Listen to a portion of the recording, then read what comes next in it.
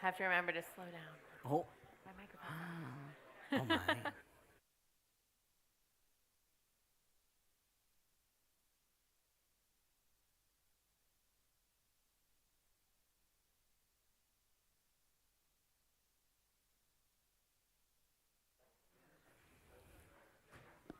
So, hello everyone and welcome to the first panel of today. The first panel will be about the importance of diversity and inclusion in esports. I will be moderating the panel. I am Maria Ruotsalainen from the University of Jyväskylä, and here is the esteemed panel. I let them tell a little bit about themselves to you. Hi, my name is Ashley Washington. I am the product lead for Valorant Game Changers at Riot, our women's Valorant tournament. I talked a lot about myself yesterday, but yeah, my focus at Riot is mainly making sure that we can work towards a fully diversified Valorant ecosystem. Thank you. Hi, everybody. I'm Amanda Cody. I feel a little loud. You've heard from me a couple times already, I think, this week. So my experience relevant to this panel in particular is that I'm an assistant professor of media studies and game studies at the University of Oregon. And in that context, I study gender, identity, and inclusion in gaming writ large, and then in esports as well, with a particular focus on collegiate esports. So I've written a book some of you have read. Thank you for citing me. I appreciate it every time. Called Gaming Sexism, Gender and Identity in the Casualized Era of Gaming, as well as a bunch of other journal articles about race, gender, and inclusion in games. Hello. You probably heard from me with all my questions. My name is Gabriel Eriksson Salin. I'm an openly queer transgender man, and I'm also a lecturer around Europe at universities, companies, cities, and states within LGBTQI+, social psychology, behavior, organizational culture, and I'm also the talent acquisition and diversity manager at the hybrid indie game publisher in Uppsala, Sweden, called Kinda Brave. Thank you so much. For the next 40 minutes or 45 minutes, we'll be talking about the different themes and topics on diversity and inclusion in esports. And I was thinking, let's just go straight into the big questions. So what do you think, and this is for all of you, what do you think are the key concerns in regards of inclusion and diversity in esports currently? Like the really key concerns and hot topics that need to be addressed. I think one of the key concerns, which is a thing in the games industry in general, the media in general as well, is representation. Not only when it comes to representation of characters in games, so what do the audience actually see on the screen, what characters are also used when you play, and how are the characters portrayed, for example, what type of armor do they wear, are all of them cis heteronormative, for example, but also representation of the players. Who do we actually see on stage? Because as all of you know, most likely, is when it comes to representation, it's so incredibly important to be able to look up on the stage and see yourself. Like, as I said, I'm a transgender man, and I knew I was trans, right, my entire time growing up. I just didn't have a term for it. And it wasn't until I met my friend that is trans, and he was like, oh, I'm a trans man. I was like, oh, that's the name for it. And then that's when I got to realize, okay, I'm not the odd one out. We actually exist. And I know that many other people have come out when they started to get to know me. So to be able to see someone do something that is similar to you, that means the world, and it inspires so many people to be able to strive for their dreams. So I think a really big issue is representation and the lack of it. Is there something you would like to maybe add to that, Ashley? Because we were also talking about the representation yesterday. Yeah, all I can do is really echo that. As a Black woman, this was really inspiring to me. I mean, even when I was looking to join Riot, when I saw that the head of diversity and inclusion at Riot was also a Black woman, Angela Roseborough, I felt like, okay, this has happened at Riot before. This can happen again. I can be at Riot. It was literally like this, and I'm 30, and this was still super meaningful to me, and I know it would be meaningful to a lot of young women as well to see representation increase across the board. I also think that Actually, kind of to that topic, the conversation in diversity inclusion often stays so surface level all the time that it's really difficult to engage in the intersectionality of the issue as well. And I think that this comes with education over time, but I think it's also a necessity in finding success in initiatives and other solution work in the space, because it's definitely the case that even when you are able to, make that space and find solutions for like the larger group, that you will see the problems that exist for the subgroups within that group maybe even become worse over time if they go unaddressed. So I think that engaging in intersectionality through continued education in the space for allies and for the people that exist within the space, because I think that this can be a blind spot for anyone, really, is kind of central to, some of the ideas about, how can we take this to the next step? Like, how can we go even further with this? But obviously, increasing representation is kind of the door there. Like, it has to be opened first. And it's not just about who's represented, but also about how, right? Yeah. A lot of the time when new types of representation are added to media or to different spaces, it's often in very stereotypical or tokenized ways. And audiences are smart. Audiences see through that tokenization very quickly and say, like, you're not actually trying to target me because you've obviously not spoken to anybody like me. So who's represented, how? And then I think the other component of that is, what support do we have for those people we're asking to be representatives? So it's hard, right, to be the first person to do something. It's hard to be someone like Gaguri, who faced a lot of challenges to her skill when she joined Overwatch and was accused of cheating. What kind of support for people do we have when they're taking on that representation work? How do we prevent them from burning out in the face of gendered harassment, racialized harassment, constant questions about whether they belong or not? So the support for representatives, I think, is also pretty key. Yeah, I think that's a hugely important point. In one of the research we were looking, this same team kept coming up that it was on women players, and they just didn't want to go into competitive gaming because they would have to represent the whole woman gender, and it's like, I don't want to do that. I don't want to face that pressure. So that definitely, it's like these structures are super important. And especially like when it comes to, yes, as you said, representing like the entire gender. For example, like I'm a Twitch streamer as well, together with being a lecturer, so I'm very much in the public eye. And I'm open about being trans. And it's wonderful that people then come to me and ask, like, I do lectures on stream, for example, and provide education. But it also means that I always say, because it's true, I get about 1 death threat a month-ish, which has decreased from 1 a week, so that's very nice. Wow. So that's good. But being then, I then become like a representative for the entire transgender group, right? Together with me. Oh, yes. Together with me and some other trans streamers as well and lecturers. And that becomes heavy. So what type of support can we get? Just as you mentioned, like, how can you support not only when it comes to like security, live at events, but online, in comms, when they practice, in the chat of Twitch. And then also it's very common, sadly, for hate raids on Twitch, for example, and Discord raids where you get spammed with slurs, with pictures of gore and similar to try and trigger the community and such, and that's incredibly common. I think we ban about 6 trolls a stream, and then my streams is 2 hours. So we even made it into a fun thing where we have a little sound where it's like, oh yeah, you're banned, kind of, to make it into a fun thing, because it happens all the time, right? So what security can we give not only at events, but in the industry as a whole, and to make people comfortable to come out? Because they know that when I come out, for example, as a player in a team, I know that there is a proper structure and policy set to support me and to help me instantly. Not something that is going to come later, but proactively, not only retroactively.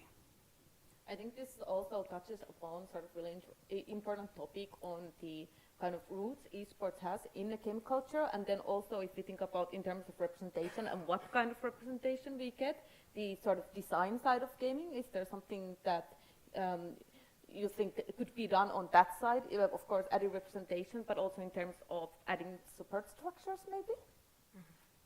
Yeah, because for gaming, we often, like, esports is super competitive, right? You're expected to be very good at the games you play. I'm going to put this out there right now. I am terrible at most multiplayer games. Don't expect anything from me.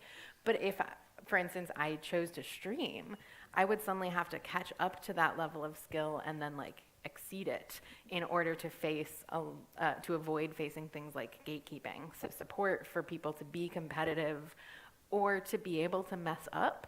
Yes. And not be like, oh, you messed up, all women are terrible at gaming, or oh, you're bad at this game, so all trans people are bad at all games. Dealing with that kind of skill pressure and how you represent yourself to others is a big challenge. Also, I was thinking a little bit back on the topic of intersectionality, which I think it's extremely important, both to talk publicly, but maybe also to be added a little bit more in research. Do you have any view on that, Amanda? On intersectionality? Yeah. One, we're not great at it. So, gonna put this out there. Intersectionality is a concept proposed by a series of Black women scholars. The one who usually gets credit is Kimberly Crenshaw, an American lawyer who realized that when she was facing law cases, there was a challenge. So she was representing a client who was a Black woman who was trying to sue her employer for discrimination. And the jury and the judge decided that there was no discrimination because the company had women employees and Black employees, but the company did not have Black women employees. And so the jury dismissed her case, arguing like, no, if they have Black employees and women employees, there can't be discrimination. And she said, well, it's not gender discrimination or race discrimination, it's both. Mm-hmm. Now, a challenge of this in kind of academic research is that academic research can be very siloed. So you're often a women's and gender studies scholar, or you're an ethnicity and race scholar. And we're getting better at letting people study all of these things together. But you often need a lot more words to talk about all of the relevant literature. And academia also loves its word limits. So it's a process that we're working on. And I will say, like, my book very much focuses on the experience of white women, because I recruited people by asking for female gamers to come speak to me, and that narrowed the pool in a lot of ways. It narrowed the pool around who considered themselves gamers. It narrowed the pool around who self-identified as women or expected that I, as a researcher, would count them as women. So I did not get a lot of trans women in my sample. And it also meant that a lot of people of color didn't necessarily come speak to me. So that was kind of my fault as a researcher that I'm trying to address better moving forward. Thank you. I think it's extremely important we recognize this, and thank you for speaking on that. And hence the very long, well-practiced rant about intersectionality. You can tell I've done that one before. It's actually I think it was great. Ashley, do you have anything to add? I was going to say, I this? just think it's a really good point, actually, about how difficult it is to merge the conversations at the right moments.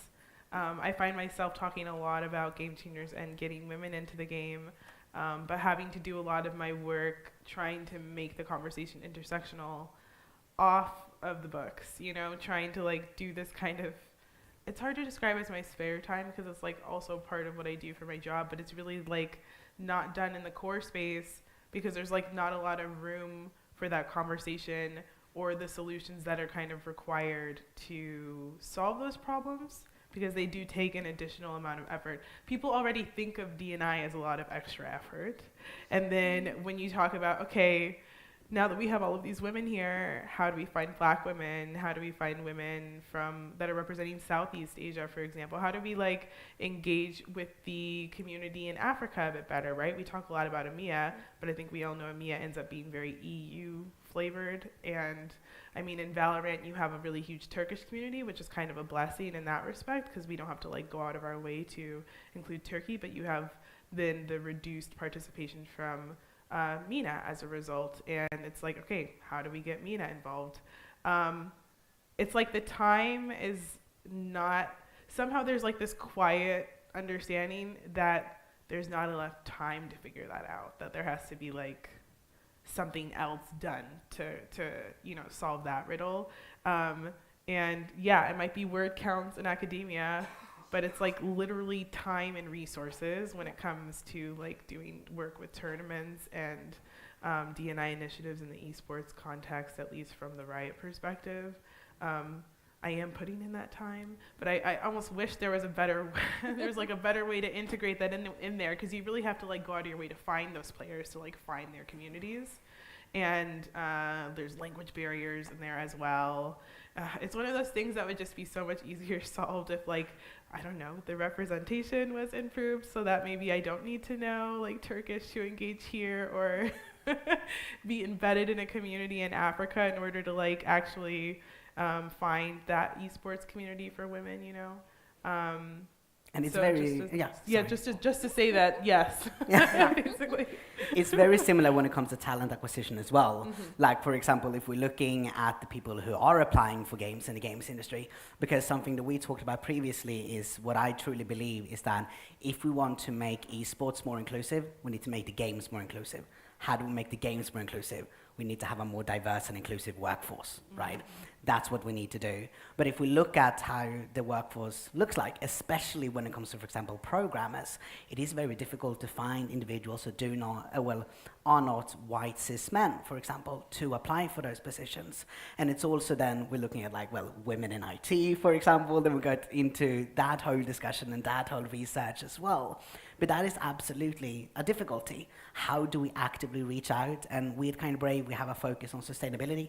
Our motto is people, players, planet. And that is because we always want to make sure that we look at the environment. How do we offset the CO2 that we put out, for example? How do we make sure that we get more diverse? How do we make sure that our games are diverse? And how do we also then make sure that our people that work for us are treated well and fairly and good, so they can enjoy work, because that is so important. Work is supposed to be fun, right? So there is an issue in the entire industry to find, okay, how do we find BIPOC individuals that want to become programmers, for example? And then, just as you mentioned, time and resources. Because when we make games, we have a very specific set amount of time. This is how long time you can spend in pre-production. This is production. This is release. You cannot push that too much, because then we look at, you know, the sustainability when it comes to economics, right? We don't maybe have enough why when it comes to economics to be able to push the pre-production for this game. So then we have a set amount of time, which means, oh, we need to bring in senior people. Okay, but who are the senior programmers? How are we able to actually get in and teach people that are not senior? So something that we do is that we have a big focus on recruiting based on potential, to be able to find, okay, if we want to actively change the games, actively change the different scenes, we need to actively make sure, okay, this is going to cost more time, this is going to cost more money, but we need to invest in that so we can change, so we can get it better. Because if we don't start there in the workforce, how are we then going to get in the diversity if we don't, just as you mentioned, have someone that knows how it is to be that minority, to be able to bring their interpretive precedents and be like, hi, I know you want to make this game. It's great to have your trans character, but does the story really have to be about my trauma again, for example? It would be nice if I could just exist in the game and not, you know, have to relive my trauma I lived my entire life. So that is something that we actively work with as well. And it's a tricky process. And I think an additional challenge of that too is like a lot of the time people might go to one person and kind of ask them to speak for a whole group, which is of course in and of itself a problem, right? Yeah. Like I can't speak for all white ladies. We all play very different kinds of games. Many of them are much better at multiplayer than I am. I think there's some League of Legends players here who would destroy me. But so very often you're like, oh, okay, you're our one employee who fits X category. Can we do this or not?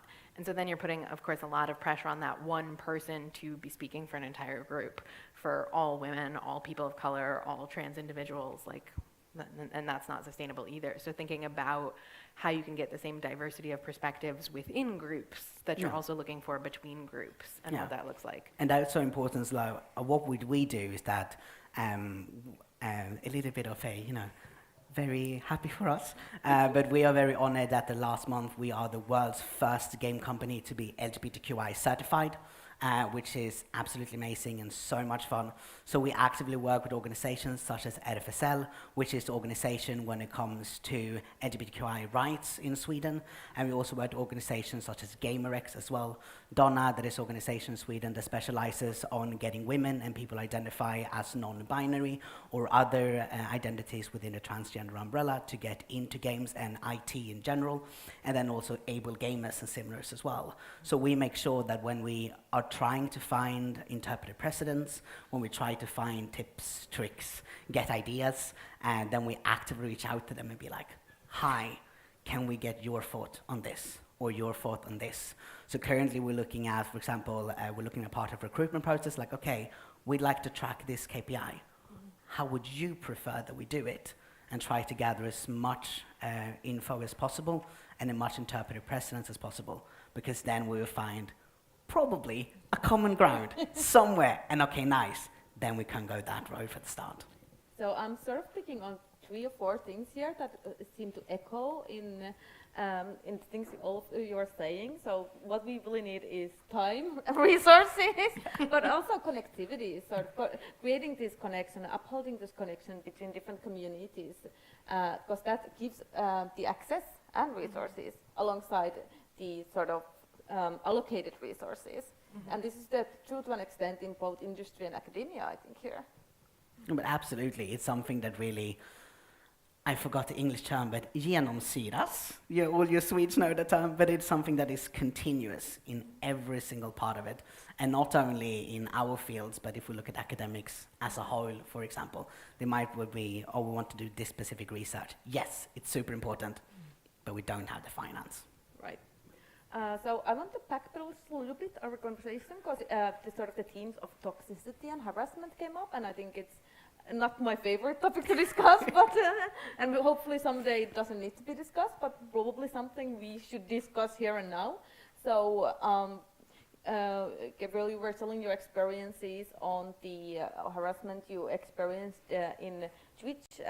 Ashley, yesterday you were telling about the experiences that also the unfortunate parts that can happen when you're running the tournaments. And of course, Amanda, you wrote a great book about the topic. So can I have all of your take on the topic? What do you think about the current situation with the toxicity and hostility towards minority groups, and what are the ways we can combat it in esports? And maybe start with you, Ashley.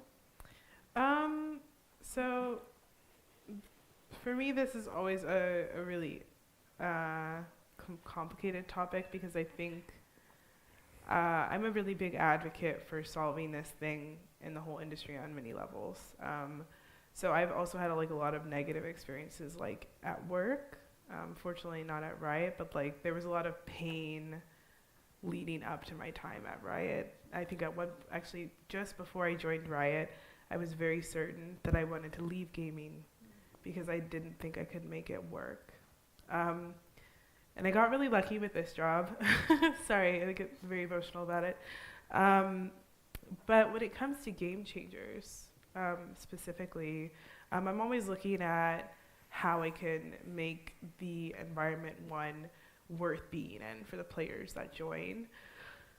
If you look at a pro team, when you talk to them about it, I think I actually asked someone from one of our top teams, how do you deal with toxicity? Because you're on a really great team, you're doing a really great job.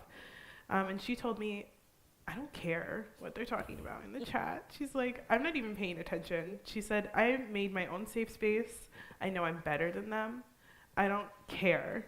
But if you talk to an amateur team, they're very much affected by what everybody's saying, whether that's other women on other teams, how people react to their gameplay. If they do a really bad job, people are saying, well, that's why we need game changers, because you guys can't play in the rest. Or if they're doing a really good job, it's your account's boosted, your boyfriend's playing for you, this kind of thing.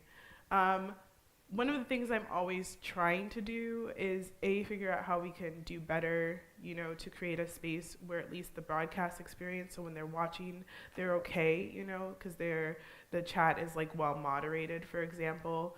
And I always have to look at stuff that I can actually affect, and this is one of the things that I can do. I can make sure that we're taking care of our chat. But then there's always this other element, and what I'm really hoping for, which is that as we continue to have these tournaments and it becomes, you know, quite normal that there are so many women playing Valorant in all of the different areas, that eventually we're looking at the people who are sitting in the chat talking like that as the odd ones out. You know, the same way we look back and, you know, using that F and the R word as insults and stuff. People who do that now, you know, no one wants to hang out with those guys. You know, they're weird. They're, you know, maybe they're a little, you know, it's one of those things where, you know, we look at that and we're moving away from it. We're moving beyond that. I hope that the crap that we see in the chat one day is going to be in that category of like, okay, well, no one wants them here anyway. And it's going to take time. And it's going to be painful on the way up. I think I don't think there's any version of this that's not going to be somewhat painful until we figure it out. But that's what I'm hoping for, and I'm making it my job to make sure that we're getting so many women in there that by pure brute force, that's exactly what happens. At least in the tournament context, in my range of control. But obviously on other levels, like for you know, HR professionals and people working on the industry in other capacities, I'm one of those people that's looking forward to benefiting from the work that they do to kind of improve the space. I'm fortunately also had the opportunity to try to work on internal groups that are working to improve the experience, like within Riot for women. So I'm also trying to figure out how I can, you know, expand my reach in improving this in general. But I would say that I do feel optimistic about the outlook. I don't work a lot with the game, so I can't speak a lot to how I feel about the way that they handle toxicity in game. I'm usually an all chat off kind of girl. I play League, so it's dangerous to leave it on anyway. And I feel like there's a lot of work to do there as well. But, you know, Game Changers is my thing, and that's where I sit on toxicity there. What about you, Amanda? Yeah, so thinking about esports, it's often interesting when you bring up the topic of toxicity, because people are like, oh, esports is competitive and people are anonymous, so you're never going to get rid of it entirely. And that might be true. Like, maybe people will always be mad when they've just fought out a League of Legends match for 45 minutes and then they lose. But it's the tone and the tenor of like how people react. One of my favorite examples of this, I don't know if they've changed it, but Microsoft's community standards used to distinguish between like acceptable trash talk and unacceptable trash talk. So acceptable trash talk was like, you suck at this game, come back when you're good. And unacceptable trash talk was, you suck, go back to your country and don't come back until you get good. And like, it seems like such a silly example because you're like, what Microsoft employee was given this task of distinguishing okay trash talk from not okay? But you kind of get the point they're making, right? Like, it's okay to get upset if you lose. But when that starts to turn into gendered, racialized, Right. sexuality-based, or nationalistic slurs, which is also why I like their example, because we don't always think about nationality in terms of toxicity, but it's part of it. And so it's kind of a silly example, but we're not saying, like, you can't get mad when you lose in a game. That's a totally normal reaction. But when you lose in a game, your first reaction shouldn't be to like throw gendered slurs at the person you were playing against. And so I think that that's the first intercession we have to make is we're not saying like you can't ever yell at someone or you can't trash talk with your friends if that's a thing that you've all agreed on. Game scholar Emma Vossen has a really great chapter about this where she distinguishes like trash talk with consent from trash talk that you haven't consented to. And so dealing with those nuances, I think, is one of the big challenges. Another thought I had is I think that this is why we have to have conferences like this, right, where we have academic and industry professionals together. Because I can write all about toxicity till the cows come home, but if nobody in the industry ever reads it, we're both doing that work separately. So I think better conversations between researchers and industry members to make evidence-based decisions about where to go are essential. And they're hard because these are, again, two different silos with limited time, limited resources, trying to figure out the best path forward. So I'm glad we're all here. So actually, this goes natural to capital then. Yeah. What do you think? And when it comes, just as you mentioned, when it comes to industry professionals, I think a very big part of it, like if we start in making the games, is a big part of QA, for example. That when you actually go through the games, when you actually go through the dialogues, to try and find, because I know we had an example of a colleague of mine where someone had put in a nationalistic meme in the text, and it went through the me auto QA because they didn't know it, right? Or there's been names for a skin, for example. It's like, oh, this was a Nazi. Maybe we shouldn't have this name for this skin, right?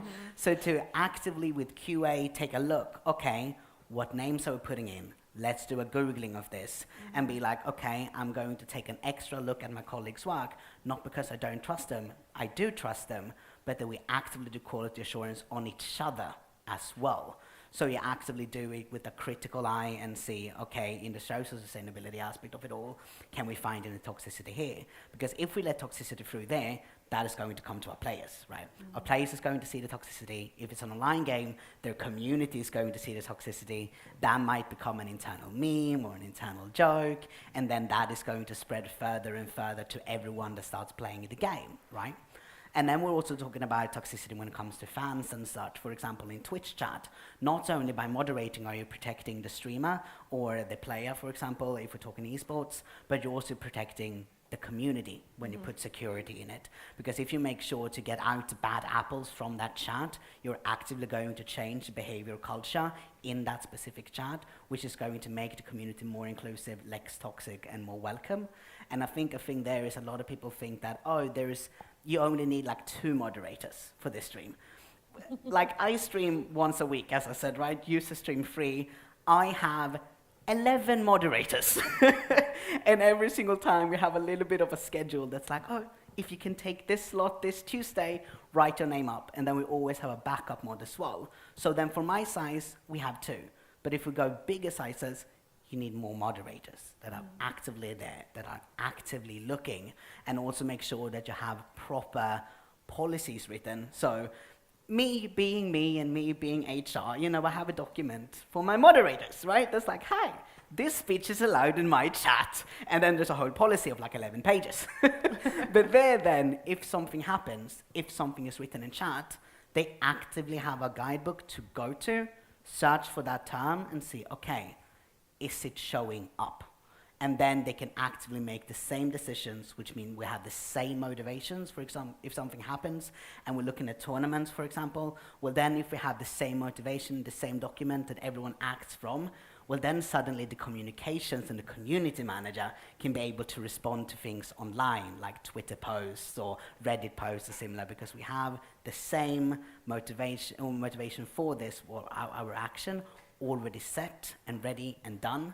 And then we will tackle toxicity in that way by having a united front and the same answer no matter where you go, which means that we're not opening, I usually say we don't open the door for a misinterpretation or opening the door for a troll to manage to slip in because someone said something else. Then we have, okay, this is our language, and we work within those fields.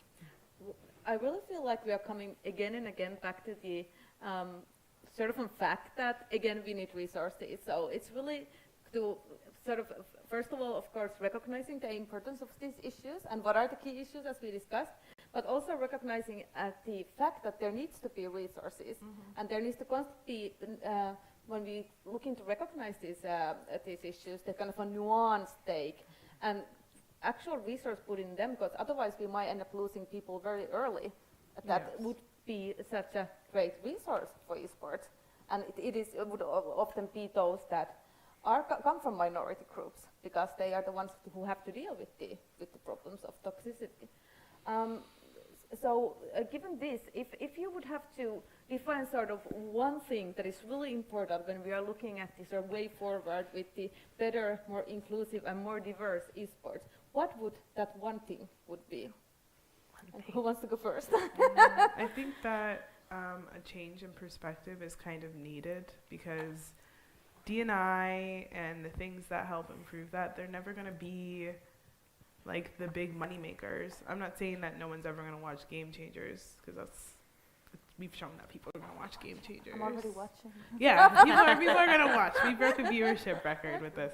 But internal initiatives to like improve workplace and stuff, I think there's huge inclination a lot of the time that there should be less money on these things because, you know, it's not going to make a lot of money and it's affecting a so-called smaller group. I honestly don't know where this comes from when people do this, by the way, a smaller group. Looking at this instead as an opportunity to unlock opportunity and input and fresh perspectives from a very large potential group, I think will do so much for people when it comes to figuring out how much resources to put towards something. Because, you know, the numbers for a lot of these things are already there. I'm not really sure why the industry hasn't caught up, but the numbers are already there. The women already are there. The people from all of these other underrepresented groups, they're also there. They're not a small group either. I think that it's really important for everybody to get to a place where we stop looking at this as like a unlocking small groups thing, so that people are more willing to hire to put resources on these projects, to make sure the budget is there to like actually find success, because the long-term payoff for this is honestly priceless, really. And we can only get there if we're in a place where we're ready to put those resources there. And I really think this has a lot to do with looking at it differently. I really like the idea of really changing the perspective on that. Yeah. Amanda Gabriel? I'm gonna cheat. I'm actually gonna say two things. So first, I'll make it quick. First, I think we need to recognize that diverse audiences have always played games.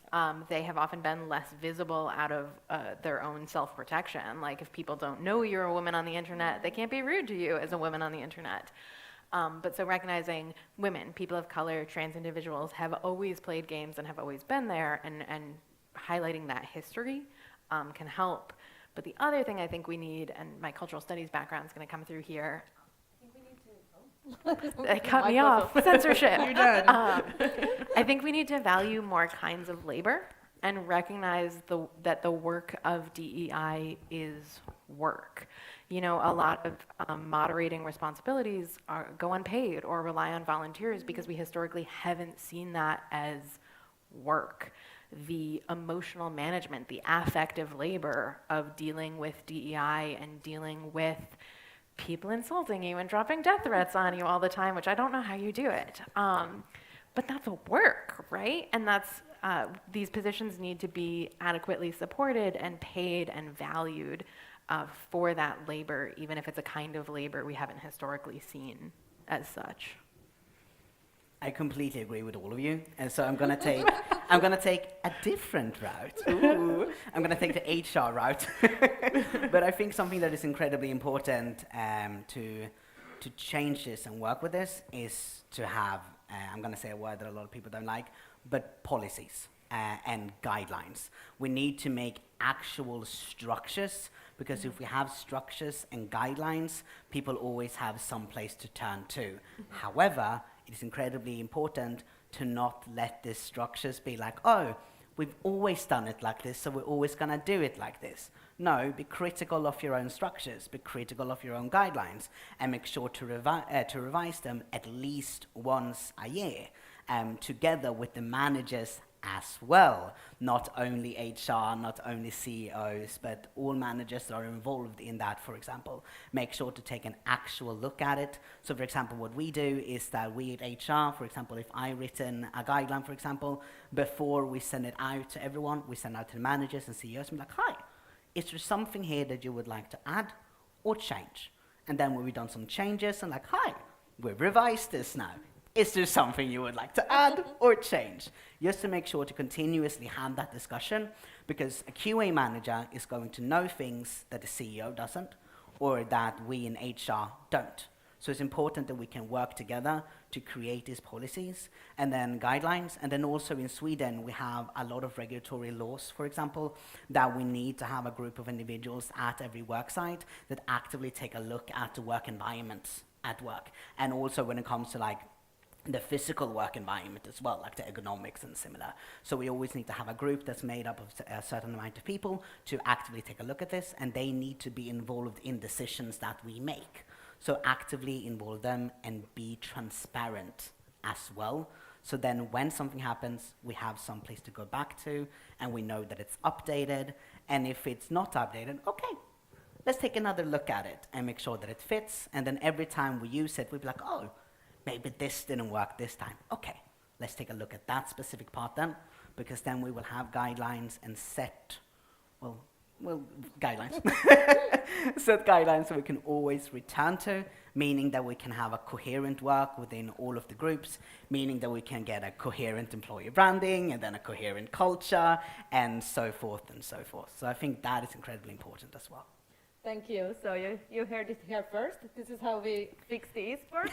So This is how we start fixing esports. Yeah. I'm pretty sure that was not a full solution. But I think maybe we open the floor for some questions. Sure. Yeah? Don't be scared. I know you're in Sweden, but it's okay to ask.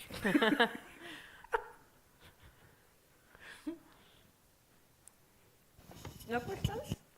You explained so well. Or there's Yeah, No, we got one. Oh, we got one. have one. Yeah. Oh.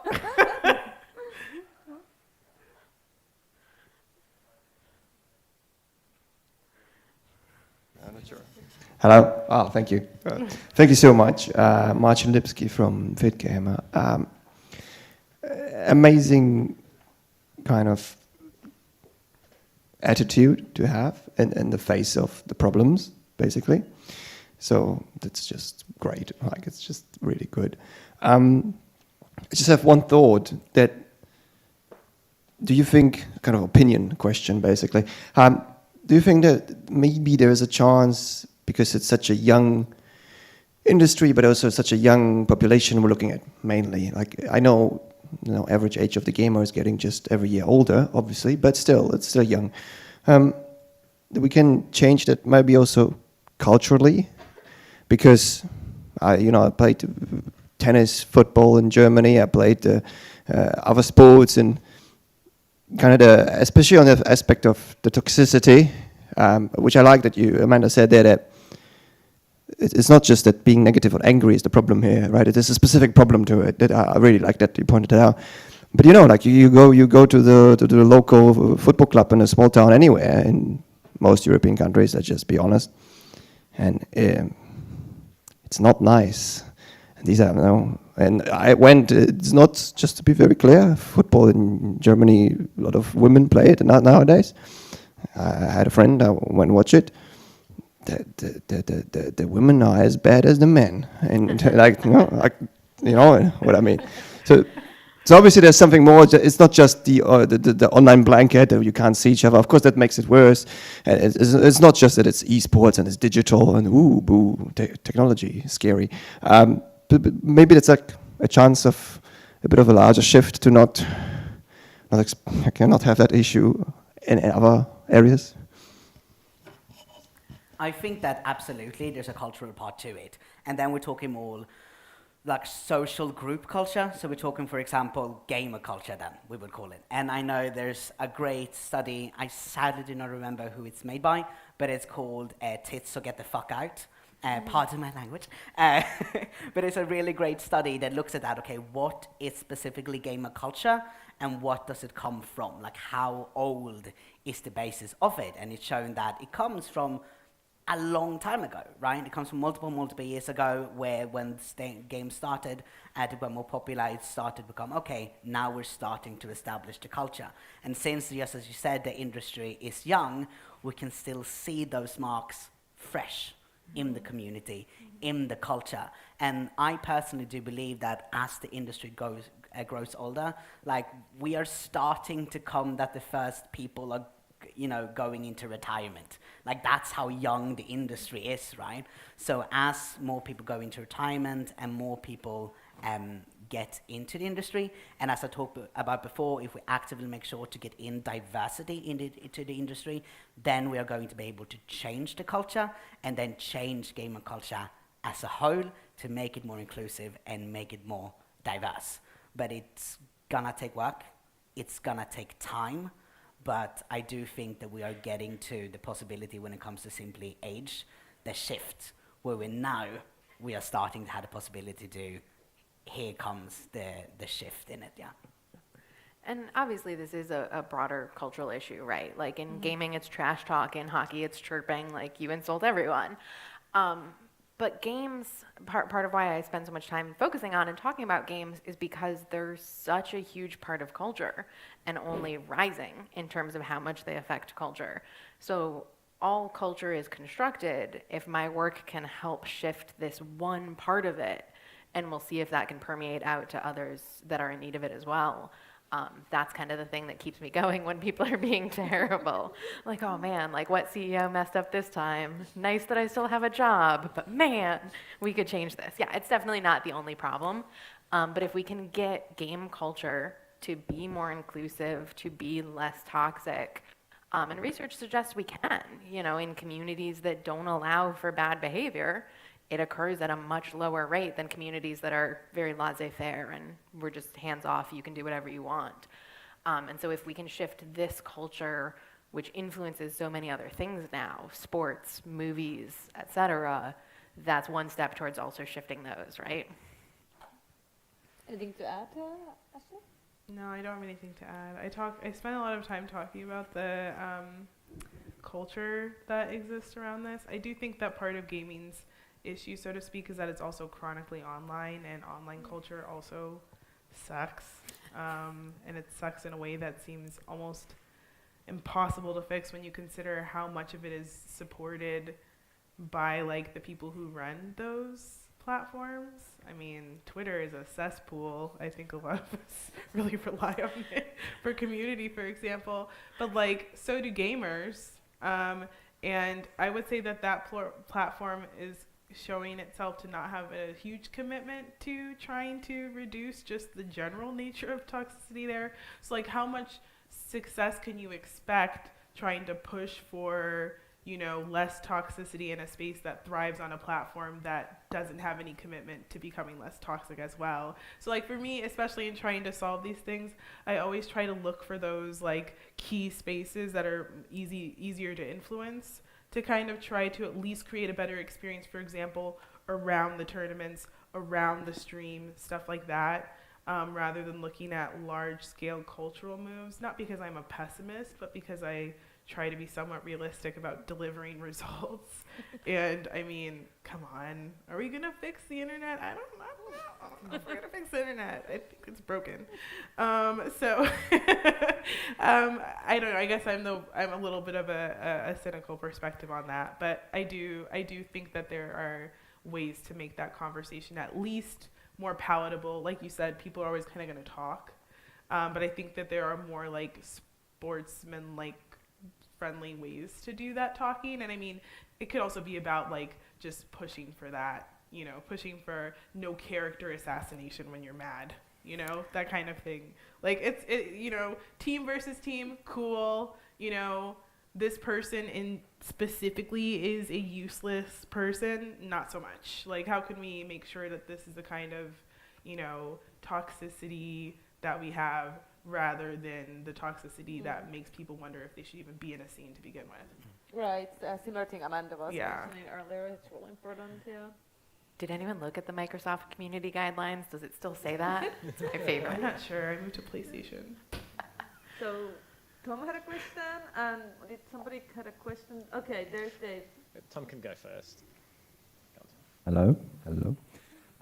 I just wondered where analyses of class fits into the strategy around diversity and inclusion.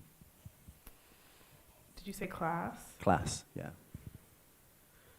I mean, so nothing specific on my end, but it is something I look at because I do see that accessibility due to class is actually one of the issues that underlie women's involvement in esports, for example. I mentioned this a little bit yesterday when someone else asked the question, but in looking at the regionality, for example, of the event, there are some regions where like women aren't playing because they feel like they won't find success or don't know which communities to go to. And then in some regions they're not playing because they don't have the equipment to do it, because they are like providing their family's income, for example, and they can't afford to take the gamble, that kind of thing. It's one of the more complicated problems, for sure, But when you have like a large enough platform and the resources to do so, there are always options, like to create programs that could provide that equipment, for example. We definitely consider, for example, regions that have less economic support regularly across the board, seeing how we can better incentivize their involvement in the program, for example. So it's something that we kind of indirectly look at and try to address, because this also plays into the intersectionality conversation that a lot of the times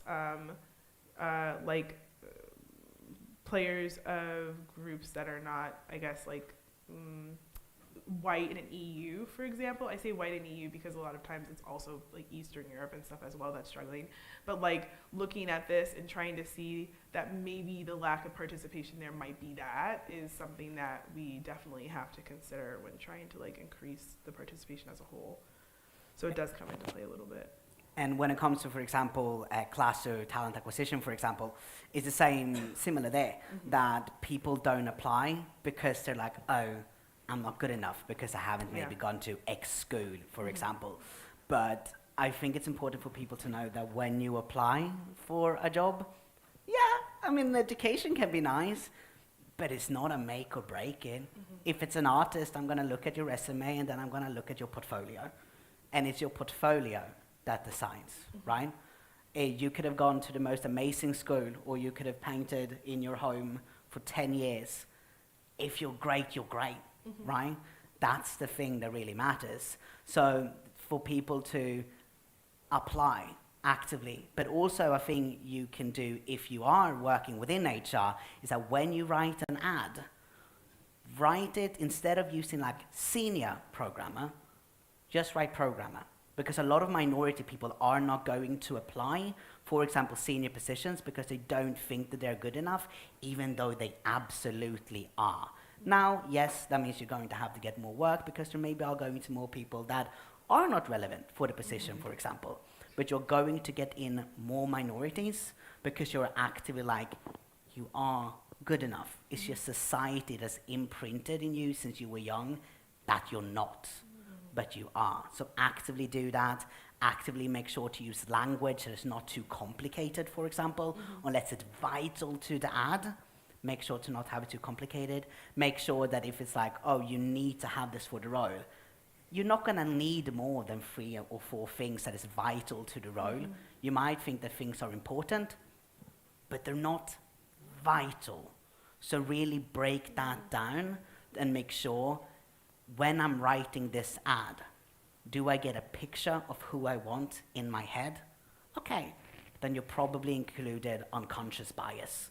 So take a look at that again and try and make it as inclusive as possible and think of all types of, for example, unconscious biases. Thank you so much. Amanda? Yeah, so this is actually something that we're dealing with in my team's research on collegiate esports. When we ask people, what do you see as the barriers to participating in esports? They all say technology first, which is interesting. And then they say gender, and then they say nothing else afterwards until we're like, what about race or nationality or sexuality? So we're like just getting into this data right now about like which barriers to participation are visible. Because of course, if a barrier is invisible, you can't solve it. But it's also really interesting because I think a lot of colleges bring this up because it's something that they can solve. They can put in an esports lounge, they can put in technology, and so like bringing up a barrier that you kind of already have a solution for makes you look really good, right? And of course this is within the university context, so it's already a class question, you know, who goes to college at higher rates, how well do they do when they get there? But it is interesting that it comes up in that context of what do you think the barriers are? A lot of program directors go, oh, definitely like class and technology, and here's how we're dealing with that. And then if you ask them, what about race? They go, oh yeah, that's an issue too. Silence. And so it's interesting to see how people view these barriers as well and which ones they bring up or don't in different contexts. But we're just getting to it now. Let's quickly have the last questions, I think. Last question, so please do. Interested to know, and we were talking in the session this morning around esports being such a new industry and what we can borrow and steal from other industries. So I'm interested to know from a diversity and inclusion perspective, are there things that you see that are being done really well elsewhere that esports can learn from? And an example I'll go to a television and film example where I love the work that GLAD does in the US, where they go into writers' rooms for film and TV and educate them on the experiences of LGBTIQ people to make sure that the storylines that they're writing are reflective of experience. I'm interested to know, what do you see out there that is good practice that esports can learn from? So according to my clock, which is here, and which is what I'm going by, rather than that's right in front of me, we have 3 minutes more time. So if everybody thinks they have something to comment, 1 minute each. Time starts now, so let's go. I think you actually already touched on it. From my perspective, when I'm looking at like how we can make things more accessible in esports, I'm already looking at this as like a large scale problem, because this underrepresentation is something we see in pretty much every industry, honestly. So when I see things like this, like opportunities for like writers to come together and like either showcase their work or like have mentorship or things like incubator programs, I'm mostly looking to replicate this, because I think especially the programs that are successful in targeting younger groups, we can learn a lot from how to do this in esports, how to be engaged young and underrepresented players from early ages before they make the decision that it's not possible for them to enter that space, right? We need to capture them there too. I think we're just getting lucky with all the ones who decide to stick with it long enough, because there are far more who aren't even trying because they don't feel like it's possible. So I would say that I'm taking a lot of things out of those pages when I'm at least when I'm approaching trying to get more women into the tournament space. I'm going to pick an industry that might be a little bit of a surprise, but that's actually the amusement park industry, especially in Sweden. And that's because, especially in Sweden, then if you work at an amusement park, that is generally like your first job, right? So they recruit a lot of people, and then, okay, this is your first job. Here are the bases, this is what you need to know. And then they provide active education within that all the time to get, okay, you're gonna handle the rides. Here you get to know this specific ride. And so you have proper mentors, you have proper education, and you have systems for that, because it's concerning people's safety, right? So that you have active systems for it. So it'd be great to be able to create those systems. I know I like systems, but it's great to be able to create that, and then also open for younger people, but in roles that is not going to be like what you produce heavy, right? To be like a type of internship, but not really an internship. Like this can be your first role within esports, for example. I think that would be a great way to do it. Thank you. And Amanda? Industry-wise, nothing came to mind, but there's individual examples from several different industries that I think are really important.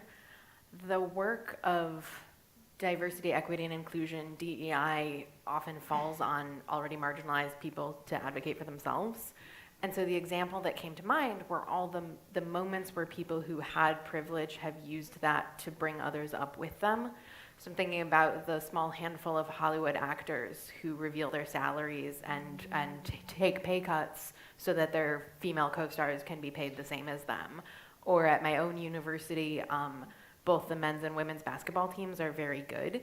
And the coach of the men's basketball team has brought his players to every home women's game, because it's like they're our teammates too. And so this has helped encourage women's sports as important, as visible on campus as the men's ones. And so those small moments where the people who are benefiting from the current system think about how they can bring others up with them. Those are the examples that came to mind first for me. Thank you. And on that note, I think we are going to be wrapping up this panel, but maybe applause for our esteemed panelists.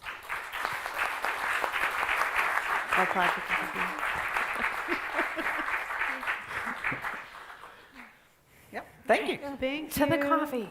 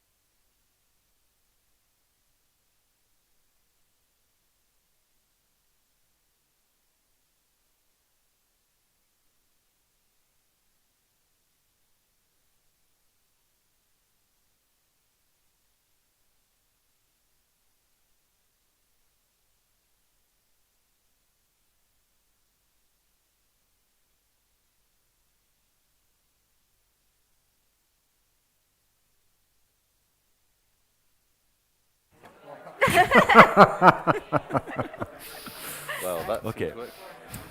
I'm cool with it. So, should we start from Tom this way, or? Okay, Tom, do you want to do a mic check? Hello, hello. Excellent. Okay, hi, can you hear me? Okay, is this good? A little bit more? Can A you little move the bit mic more. closer a bit?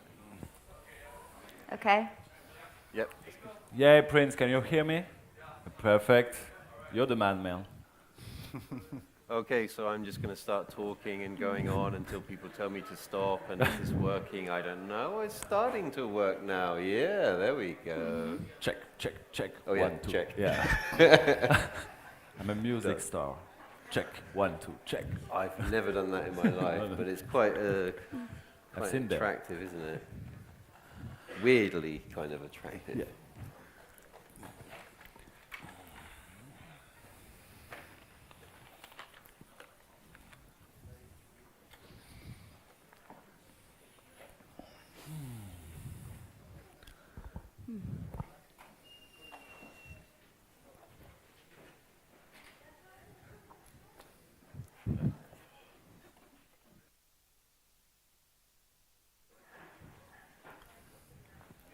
Okay, we'll just give it another minute or so to get any last stragglers coming in. I think if we try and start at 1:45, that'll give a nice, easy to manage time limit as well, and have to do calculations based on 42 minutes and stuff. Right. Okay, very good. So, welcome everyone to the penultimate panel session of the conference. Today we're going to be talking about ethical challenges which face us in the esports ecosystem. And I see this as a natural continuation of the previous panel. So we're not going to touch on the topics of diversity because it's been so well covered already. But we will look at 3 predominant themes today. But first, I introduce myself. My name is Joseph Macy. I'm a postdoctoral researcher at the Center of Excellence in Game Culture Studies at University of Turku, Finland. To my left, we have Dr. Nico Bezon. Okay, we have Dr. Nico Bezon, who's an associate professor with the sports faculty of University Paris Cité, France. His research is focused on esports and physicality, esports and Olympism, esports and education, esports and public policies, esports and health, esports diversity, and I think it's fair to say esports and fill in the blank. In parallel, Nico is also a board member of the Esports Research Network and a founding member of the French-speaking Association for Esports Research and Studies. Moreover, he's the former vice president of the French National Esports Association, which was established in 2016 and represents French esports stakeholders to the French public authorities. And I'm not going to list all the examples you've given there. We also have Dr. Yewon Ji, who is the principal researcher at the Game and Science Institute, the first game science research institute in South Korea, and is also a project researcher at the University of Jyväskylä, Finland. Luckily, I think there's remote working, not commuting involved in that. Yewon is a media cultural studies researcher, especially interested in understanding post-digital society through the evolution of relationships between games and esports, and as techniques and human society. She's also an industry expert, having worked at NCSoft as a game developer and managed the global production, broadcast production of the League of Legends career at Riot Games Korea until a couple of years ago. With diverse experiences and interdisciplinary interests, she hopes to contribute by bridging the fields and by bringing stories of South Korea to international discourse. And then, by no means least, at the end, we have Dr. Tom Brock, who is a senior lecturer in sociology at Manchester Metropolitan University. His research interests include play, games, and social theory.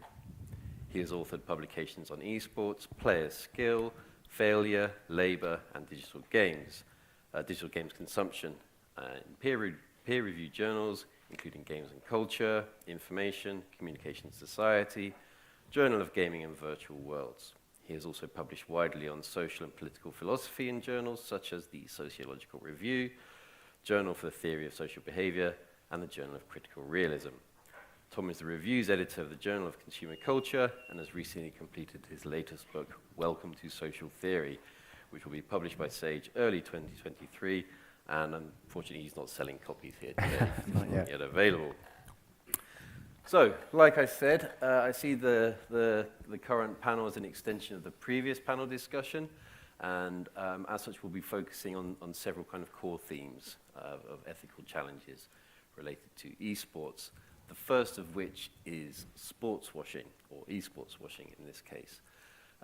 This is obviously a very topical issue, not just because of the esports context, but of the wider sporting environment, and we're looking at the issue of the World Cup in Qatar, which obviously raises a lot of these issues and perhaps is also responsible for a certain media outlook on the issue. So I'd like to ask you guys of the panel, please, how do you see sports washing as affecting esports?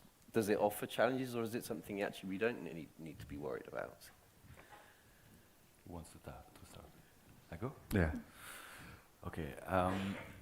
Maybe just to make an introduction, I will take my hat of the former vice president of the French National Association, just to explain how in France esports stakeholders and decided to gather to actually interact with the public authorities and the government, and how the government right now and since 2016 is actually trying to support esports, but also to use esports to reach a specific audience and to reach specific population. So before 2016, all the stakeholders were very fragmented in France, and all of them were trying to reach to the government, to the specific ministries, so Ministry of Sports, Ministry of Culture, or Ministry of Digital Industries, for example, and they were trying to actually try to develop their own activities. And the government at this period decided to create a new bill, a new law actually devoted to the Digital Republic, as they call that. And it was the first step actually to support this specific industry in France. And what we have seen is, at the beginning, what the government has seen through esports is the business side, the commercial side of esports, and how esports was developing and could be a way to attract new companies, international companies on the territory, to create big events or host international major events on France, and develop tourism in France, and especially in Paris. And it was the first step. And there was this communication, but in reality, practically, there was no fund for the sector that were given to the different stakeholders. And then esports has grew up a lot during the past years, and everything regarding social responsibility has been focused by the government, the different ministries, and the municipalities, the local public authorities. And at this time, we have seen that there was a shift from the public authorities, from not only seeing esports as a commercially driven activity, but also as a lever to use gaming and esports to actually reach the new generation, so the millennials and the Gen Z, of course, and now the Generation Alpha. And it led to June 2023 that the President of the Republic of France, Emmanuel Macron, decided to hold a ceremony in the Élysée, which is the house of the presidency, a ceremony in dedication of the esports industry. But what appears to be a ceremony dedicated to esports industry actually was just 3 weeks before national elections. Mm-hmm. And so all the different communities and stakeholders, I've seen through this specific ceremony a way of the presidency and the government to use esports to promote the majority in place of the president, to attract new electors, or maybe to, make them vote again for him. So this is a way of how esports, behind the way all the communication that the government and the public authorities in France are trying to push esports, how they try, to use it to reach their own goals. And right now there is a roadmap in France regarding esports, which is quite ambitious, of course.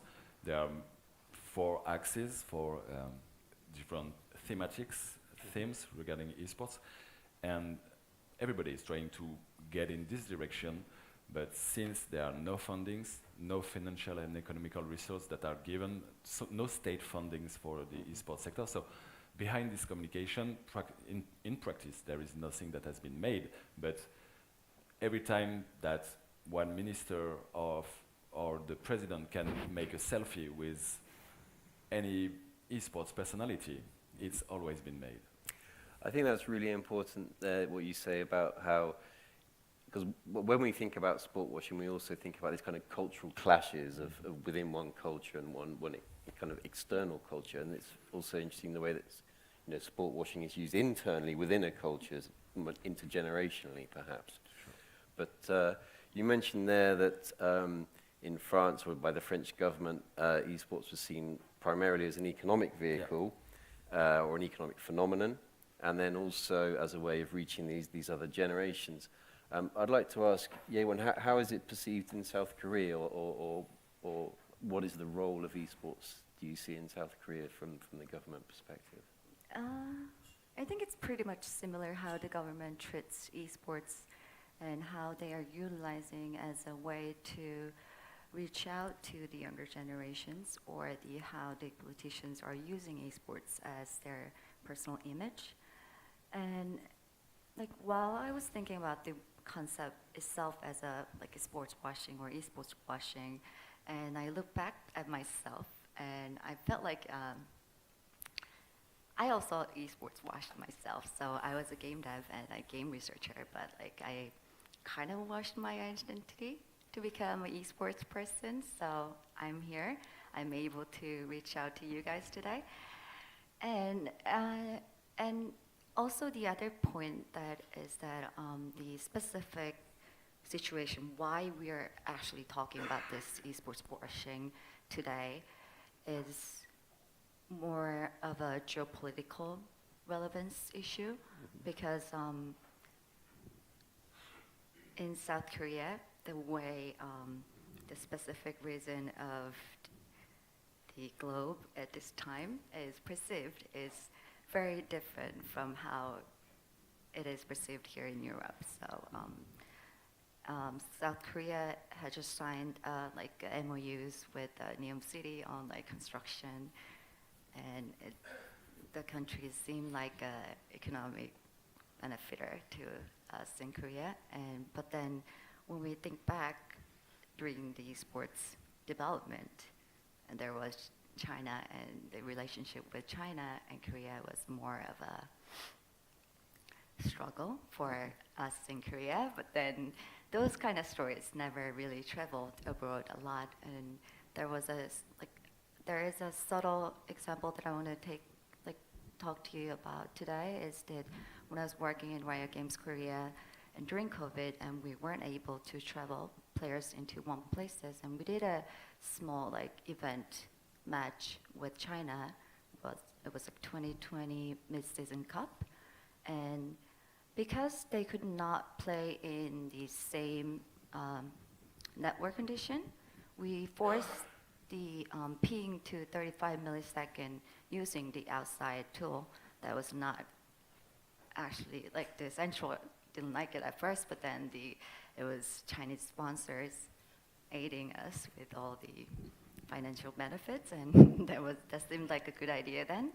So we did that, and it looks like it's fair with the same 35 millisecond ping to both of the countries, but it really wasn't fair, because Chinese players used to joined Korean solo queue to play on Korean server, and they are used to 35 millisecond ping when they do that. But Korean players never really had to play in different countries' server, so they were not used to the delay. So obviously China won. But like with this, so I guess like the questions of ethics in terms of esports washing or the moral values are very differently perceived by our personalities. And also, when I think about this, I'm not sure like if is it better to focus on specific particular moral value that we want to be morally correct, or for the whole development of the esports, like could we have done it without Chinese support? And what do I prefer is I think the questions I struggle with. Indeed, I think you're very right there to highlight not just the effect of Chinese money in esports, but also in the wider social context for South Korea as a country, and also the relationship you mentioned, Neom City, with Saudi Arabia as well. So the perceptions within Korea of these states are different from, and maybe those perceptions aren't acknowledged from a Eurocentric view. Tom, what do you think about this? Whoa. It was a bit loud. Yeah. Still a bit loud. I'm You're passionate. gonna moderate my voice. So yeah, I think that sports washing is complex for two reasons. It's complex for economic reasons. It's complex for cultural reasons. The economic side of it, as long as you have private interest and private money in esports, it's obviously going to generate cross-cultural tensions, and unless esports is publicly funded effectively, and this is one of the points that Toby made previously, which I agree with, is that you're always going to have these competing interests within esports unless we find more sustainable models that are in one way or another publicly funded.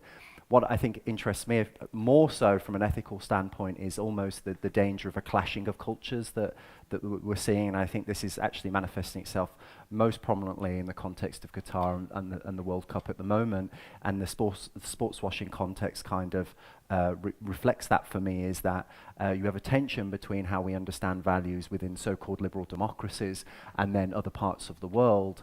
And the idea or the extension of the principles of liberal democracies into other parts of the globe, which, in terms of literature, we might call cultural imperialism. Yeah, so I think that we have to think about some of the antagonistic politics that takes place between these different cultural models, effectively. And I don't necessarily think, I think what interests me, at least from a theoretical perspective, is that we often assume that like rational deliberation or deliberative democracy will be the means by which we will resolve these contradictions, when actually some of the principles that shape people's views and traditions from around the world might be at a fundamental level quite inconceivable or irreconcilable in a way. And I think that therefore we have to think about different models of democratic debate, democratic engagement. The talk before from Subasa about the role of the international community and international regulation, I think is relevant here, about actually how we communicate across cultures that do have different values, and therefore we're not in danger of presenting issues around sports washing and they're potentially singling out single nations on the basis of cultural values that we might not necessarily agree with for one reason or another. So it's complicated, particularly when you're thinking about the context of things like human rights and the extent to which they should be, international and they should be protected internationally. But yeah, I think that these debates, and I think this is something that we've talked about previously, that when we reflect on the nature of esports, we can't reflect on the nature of esports within a silo. Esports is as much about democracy as or it relates to questions of democracy, because we have all of these global players involved at a political and economic level. Sorry. No, sorry. Yeah, that was me. Thank you again for that. And I think maybe that was me. I just haven't talked about it a little bit. So I think, again, finishing on that point of kind of cultural and economic influences is a really good transition into the next point, because we're thinking about the integrity of esports as a competition competition. I mean, the money has to come from somewhere, and the money isn't coming from states. No. It's not coming from broadcast revenues. It's got to come from somewhere. And one place where a lot of money is coming in to the system is through gambling sponsors, and this has issues for integrity of the game because as a result of that, there's match fixing. And the degree to which it is present or not is, depending on research, it's hard to quantify. But how big of a threat to the integrity of esports do you think match fixing is? I will just try to focus on what is happening right now in France. The fact is that, for example, when we are speaking especially about betting in France, betting on esports, it's illegal right now in France. And I try to be reflexive about that because like 2 or 3 years ago, I was actually really against betting because I think that what is very particular when we are speaking about esports is that the players, the communities are very young, and we all know what are the threats regarding gambling, betting for a very young generation, and how actually also the different betting platform gambling can focus in their communication to very specific, the youth and the people that are vulnerable. So I was feeling that the best way to avoid any problem was to put them in marge and to forbid any bet in France. The fact is that the life always find a way. So this idea is the fact that the players of the community, the fans, the French fans, even the youngest, they were betting on platforms that were hosted in different countries. They use VPN and they can do exactly what they want. And in this case, they are not protected at all. It means that if the platform decided to not give them the gains that they're supposed to earn, or if the platform just shut down, the bettor is not protected at all. And if we are speaking about match fixing, if there is any problem of match fixing, if there is no regulation at all, we don't have any alerts about any transaction which can be very suspicious. So I'm really struggling with this specific aspect, the fact that on one side we have a very young generation that is very vulnerable, and on the other side, without regulation, we can't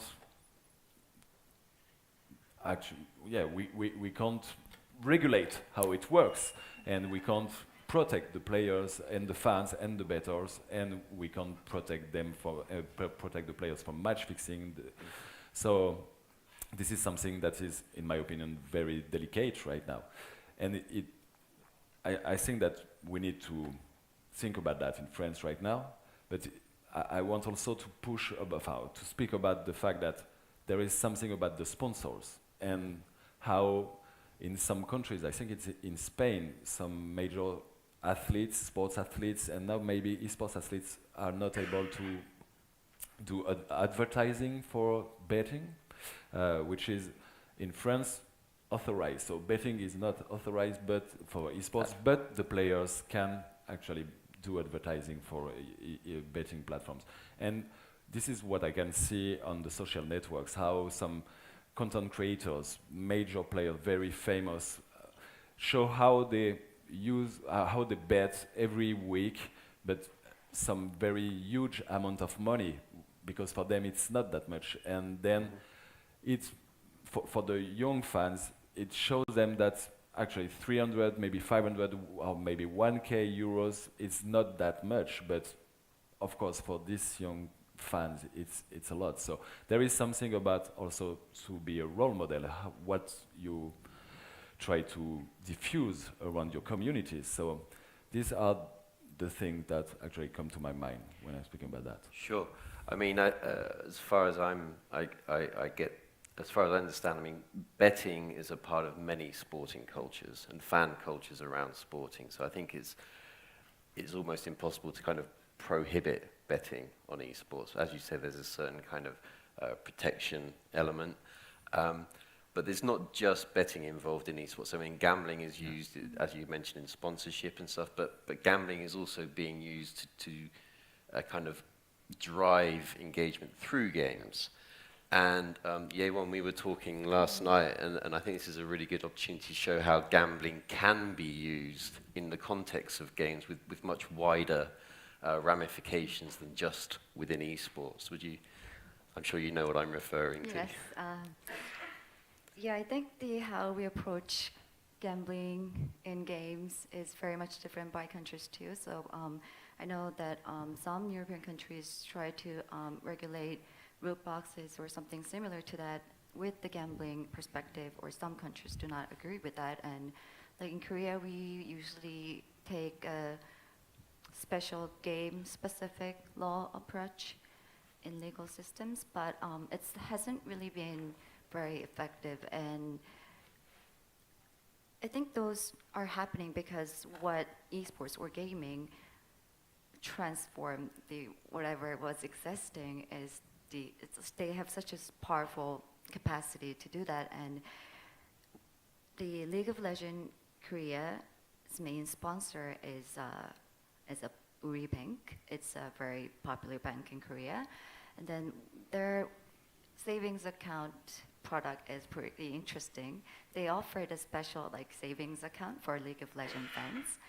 And you get a base interest rate, but then you have to choose which team that you're rooting for. And based on the scores of your chosen team, you get more interest rates or not. And it also depends on the various mini games that they have there too. And these are kind of the beings that are not exactly part of the gambling, or but it looks like a legal banking system, but then it's also like sports betting at the same time. And so these are the kind of things we have to question, how can we deal with these? Yeah, I think this is a great natural lead into your work, Tom. You're very interested in gambling and gamification of games, as am I, obviously. But I'd like to hear your kind of perspective on the role and the influence of gambling within esports.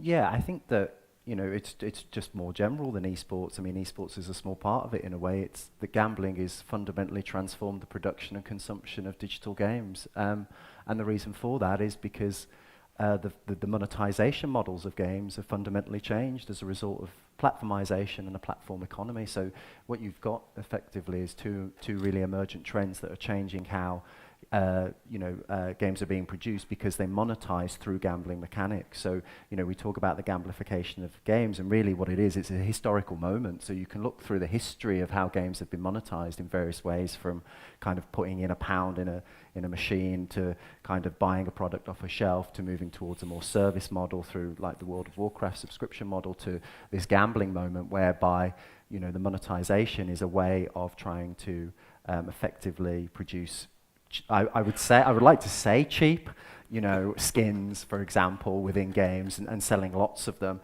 But with latest iterations like Diablo Immortal, as a mobile game, for example, these aren't necessarily cheap. I mean, they start cheap, and they've effectively increased from like 79p for the first skin to 79.99 by the end of the last act of the game, all paid through Apple Pay, which all you do is have to look at the screen, and it's charged straight to your card. So you've got all of these kind of interesting socio-technical and economic parameters, affordances taking place here that just make it easier to sell products effectively. And I think that when we make sense of what we want esports to look like, I think, can we divorce it from these much bigger models that were actually quite foundational within the ecosystem, a couple of colleagues of mine, we were talking the other day about, well, what would an alternative economy look like? What would an alternative economic model look like? Could the EU have its own distribution platform? And maybe what would it look like? Would it be one based around, well, it certainly won't be one based around monetization of gambling, because obviously the EU is kind of quite against that at the moment. But how would it fund it? What's the role there of the public funder, for example? I think that's a really interesting question, in terms of ethics, about, well, can we even imagine alternative economic models in that space, whereby platforms like Steam and the various other platforms just find ways to, effectively tax microtransactions, and that's their really, that's their revenue stream, and it's a very lucrative one for that reason. Great, thanks. I mean, all you guys have highlighted potential problems as a result of the entry of gambling industry into the esports and the wider gaming ecosystem. But how about the perspective that gambling actually helps the legitimacy of the game by the fact that these companies demand a certain level of professionalism and integrity of conduct of competitions and stuff like that? Do you have any thoughts or perspectives on that view of gambling's influence on esports? Go on, Tom. I'm looking at you. No. You're going to have to clarify to me. Just say that again. Okay. So there is a perspective, I'm not saying it's necessarily mine, but there is a perspective that gambling as an industry wouldn't be able to operate in a space which isn't properly conducted, where the games aren't, they don't have a certain standard of integrity. So they're not going to offer markets on the games which have wildly divergent outcomes and are not managed properly. So there is an argument that the introduction of gambling money into these spaces actually helps professionalism and helps in more a higher level of integrity in the conduct of these games. I don't see it. You don't see I don't see it. Nice and simple. Yeah, I'm sorry. Good stuff. Any other comments on that one? Not at all. No, okay, we're not going there. That's fine. I think the issue of integrity and about how these competitions are conducted, again, is a good step into the final kind of main theme that I want to bring in today, which is the players. Now, the players in esports are, often they're minors, they're professionals who are under the age of 18 years of age. Before they go professional, they have a very, very loud thing which rolls down the thing and disturbs me. And as well, they have a very short career, and what are the kind of the prospects after that? So let's say, you are the head of the French Esports Association. What's your view on the way that the players are treated and their role in esports? Yeah, I think that this idea of the short career of the players is actually mainly caused by two main factors. Mm-hmm. The first one is the lack of professionalization since many years. It's really new, this professionalization process, and during many years, at the exception of very few games that are very well structured right now, where the players at the highest level have some protection or can actually be under contract, maybe sometimes have salaries, and not just have contracts, but, to be independent. At the exception of maybe 2, 3, 4 games, for the other games, it's quite actually not enough regulated, and if you are not at the highest level, actually you totally disappear, because there is only the highest level that have this visibility, that can attract sponsors, so that can make a monetization of the circuits, of the tournaments, the leagues, and so on and so on. So if you are not in these first leagues at the highest level, you totally disappear, because you can't make a career.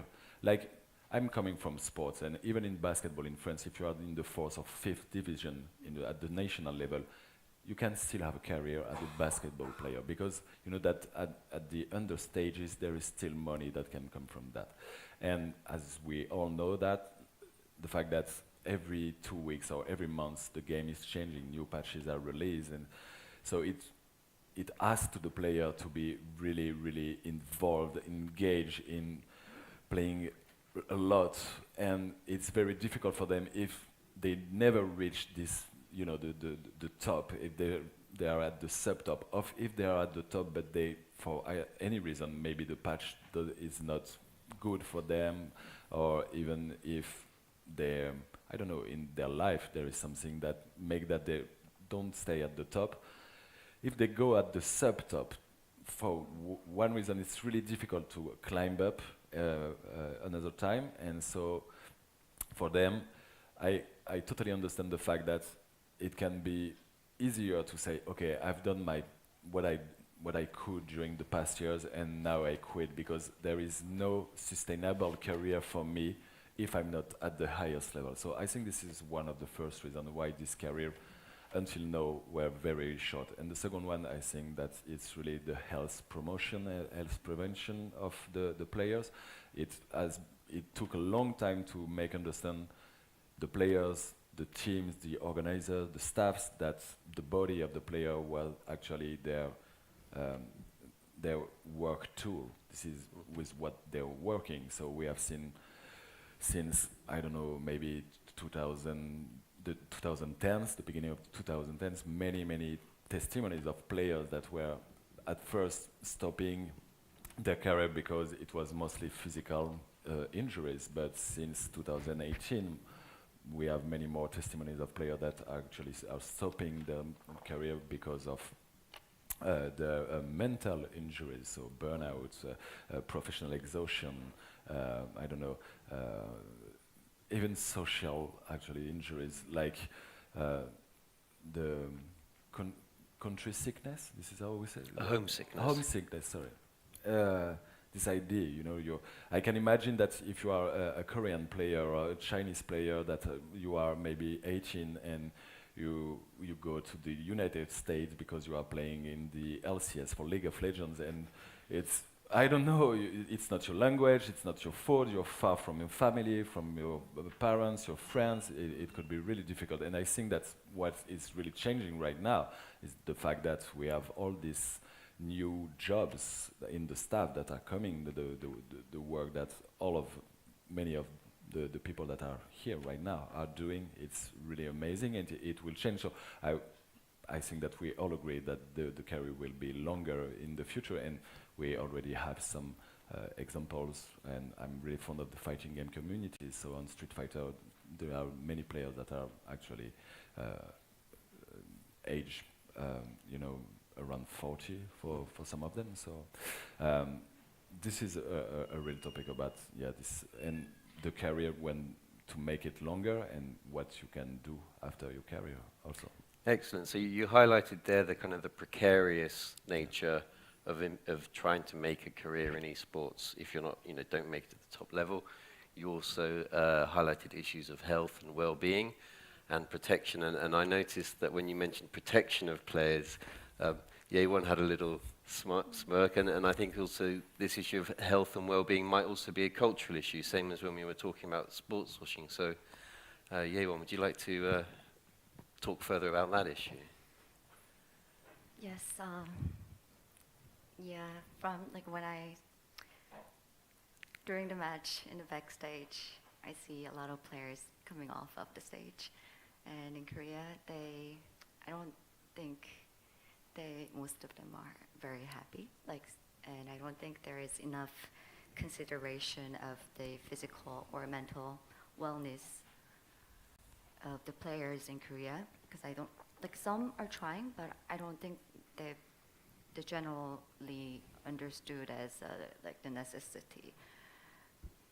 But I think it also has to do with the cultural background, the work ethic, how much Korean people competitive, they grind 14 hours a day, and that's not how LCS practices.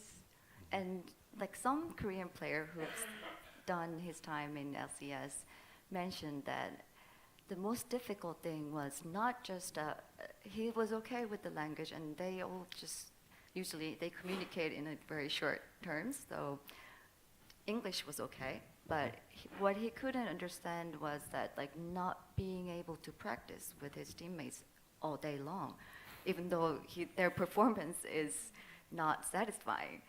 So that's the kind of the perspective that's different in Korea. And recently there is a really interesting article on why LCS is underperforming, and the Korean reporter pointed out the work ethic and also the not having enough hierarchy between coaches and players.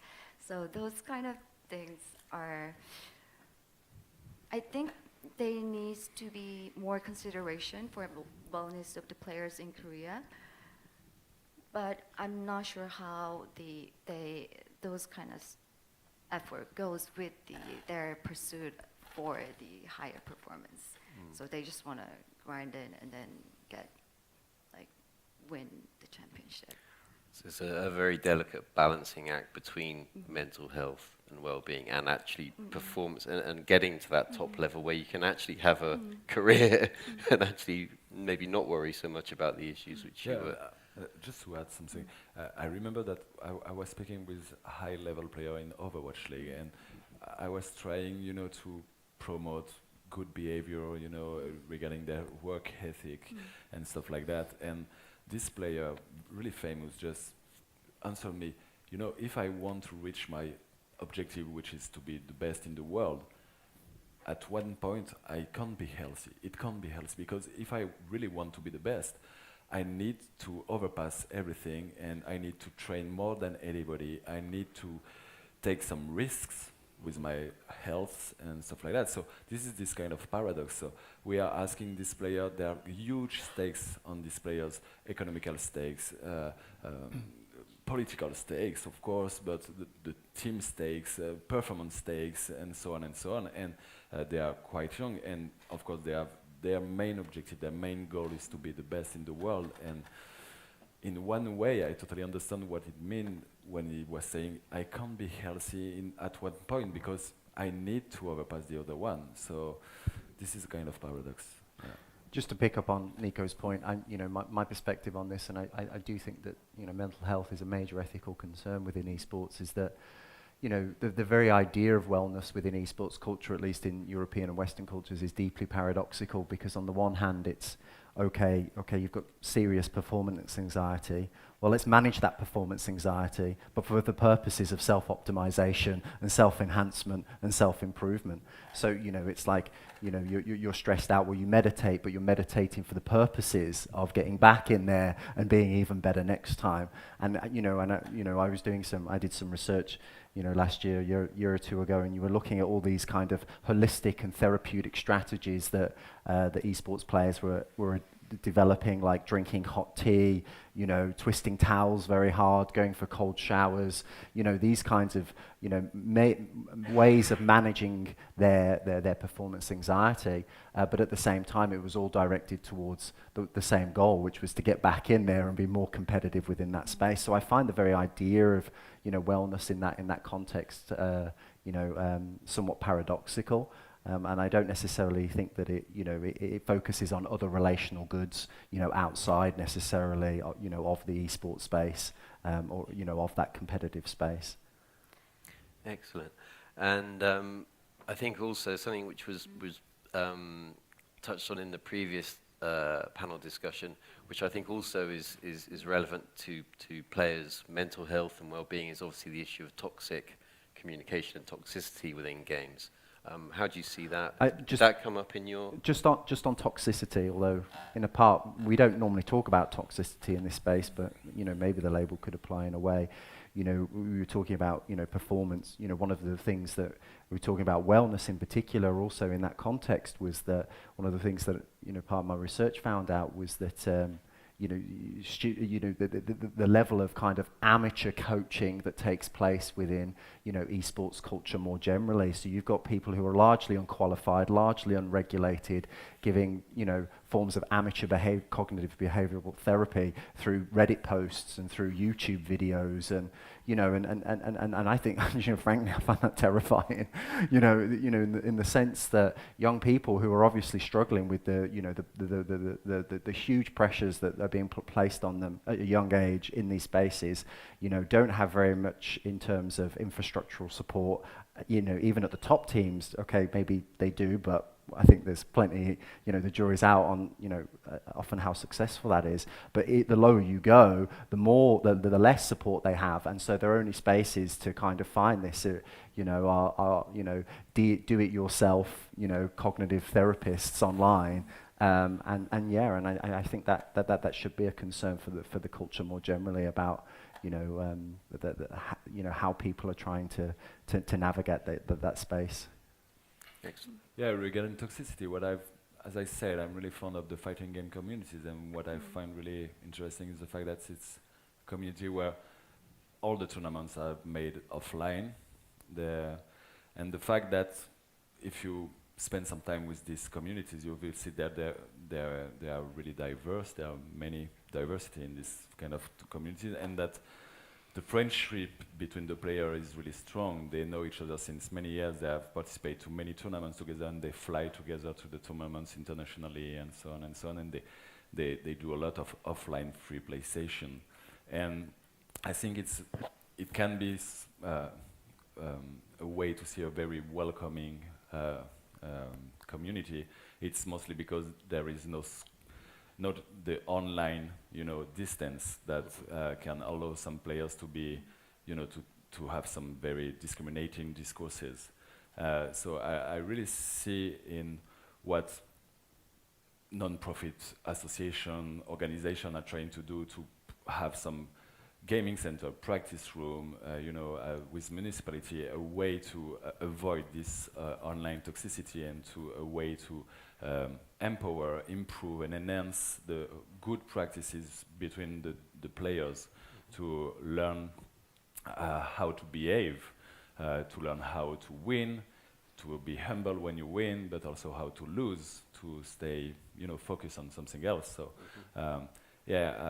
this toxicity for me is mostly online for what I see when I'm spending some time with the fighting game communities. Sure, I mean, and again, as was highlighted in the previous panels, like, you can't separate it from the wider digital culture and behaviors online. Again, let's get a different non-European perspective on this. Is esports in Korea also mired in this toxic communication environment, or is it not to the same degree, perhaps? I'm pretty sure we are one of the top countries in terms of toxicity. Okay.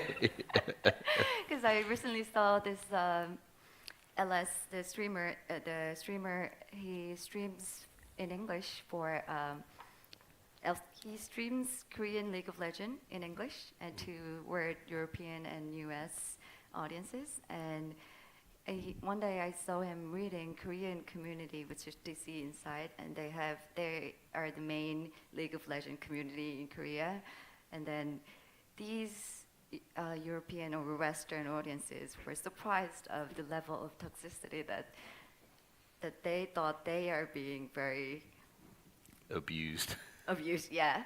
So, but then I don't know, like. I know this might not be politically correct or the right thing to say for me, but like just to be really honest, like growing up as a hardcore competitive gamer, toxicity, how I experience it is a bit different, and I think there is also those kind of the language carries some functional values to the community who thinks they belong to the community, and that's the kind of the collective memory or some sort of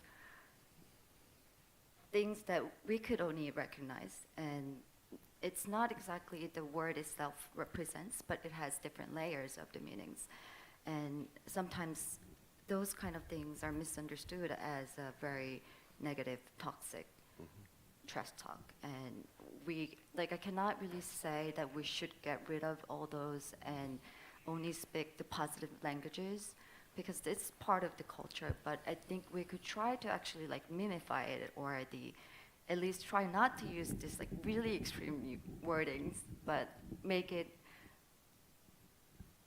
alternative of those specific toxic words. And I think those kind of approaches are needed, instead of just forcing them that you're not allowed to speak this kind of language and just use the positive language.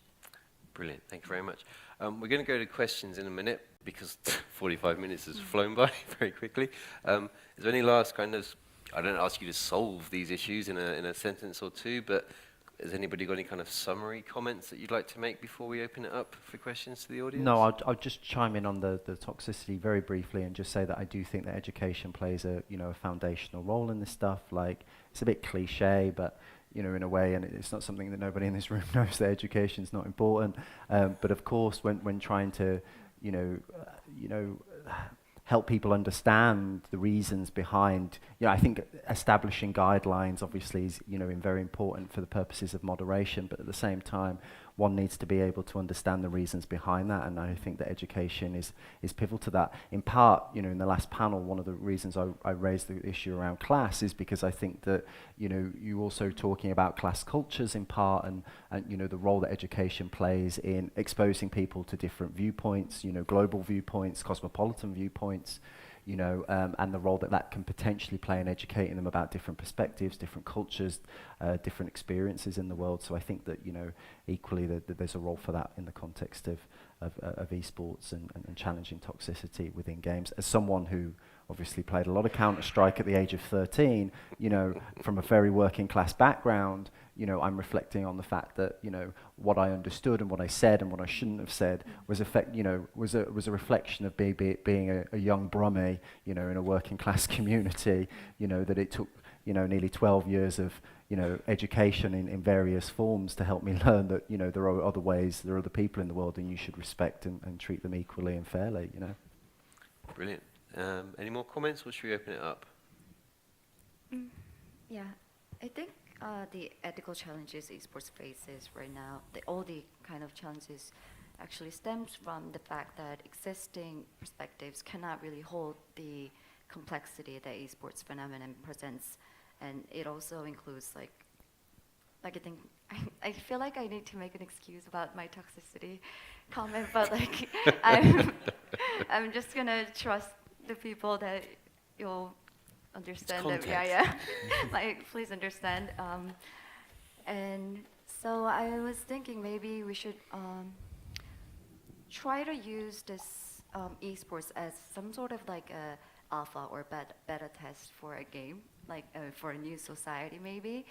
So we could try maybe different kinds of ethical thinking, like how we systemize the values or how we conclude which is right or wrong. And I think this kind of thinking needs something more than a bigger step outside of the universalism, and it would be more of a parallel universal. It's more like coexisting together, but while recognizing the differences. Like, I think this is where toxicity could actually be helpful in a way that like toxic people are toxic to everybody, including themselves. So there is like the difference is somehow hidden in the toxic communication. But I'm not saying this is the right way to do it, but I think there could be a way where we could recognize the moral values are different in different cultural backgrounds, but still we could exist together as a community in esports. If that's something we can try. Yeah, certainly. Using esports as a lab for wider digital society. If you can solve it in esports, we can solve the wider digital communication culture. Nico, any points? I don't want to have the last word, but just I want to add that for me, all these ethics issues right now are mostly linked to the actually governance concern. There is something about the governance because, of course, we know that the publishers are regulating all this ecosystem because they are central in this ecosystem, but they are capitalistic companies that are, of course, trying to maximize their profits, and so they are investing some resources for something that actually gives them resource. They have a return of investment, of course. So, where is the return of investment? It's at the highest level, at the professional level, and at the international level. But when it concerns the grassroots amateur level, for sports, this is the role of public authorities, the amateur sports, the grassroots sport. This is, government, ministries of sports, and so on, that are funding, helping, because we see the added value of sports for the society. This is why we are all paying to actually develop sports for our kids and grassroots. But I think that the publishers are not really playing their role of regulators regarding the grassroots and amateur level, and that's why we have seen popping up around the world different governing bodies, national associations / federation, or commission, integrity commission, like the ASIC, for example, and this is because there is this lack of governance that we have seen these new entities actually trying to do some stuff about that. But at the end, even if all these associations slash federation are trying to do their best, at the end they are really dependent of the publisher, and it's because he's the right holder of its own game. And in the same way, the fact that we are speaking esports as something that is very homogeneous, we were speaking about that a little bit earlier, but between Riot Games, Ubisoft, Valve, Epic, or Activision, Blizzard, or Nintendo, all of them, they have different strategies and regarding esports, different vision regarding esports, and even for them to actually be on the same table and, you know, standardize what they are doing, it's quite a challenge for them. So if we add all the different stakeholders, tournament organizers, teams, pro teams, non-profit clubs, players, and so on, it's quite a mess, and it's really, it's quite a challenge. It's complicated. It's really I think complicated. was one of the comments there. I think we need to get that on a T-shirt. It's complicated. It's complicated, yeah. Very good. Esports is complicated. Indeed. Well, thanks for that, guys. We've got time for a couple of questions, 2, 3, depending on the length. So who wants...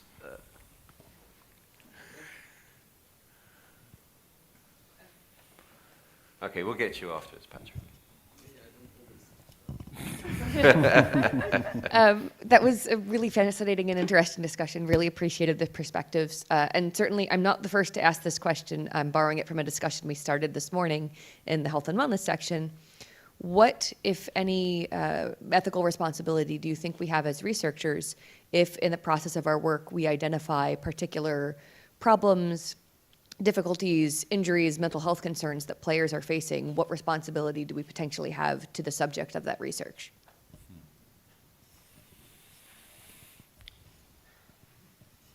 It's complicated. I'm still thinking.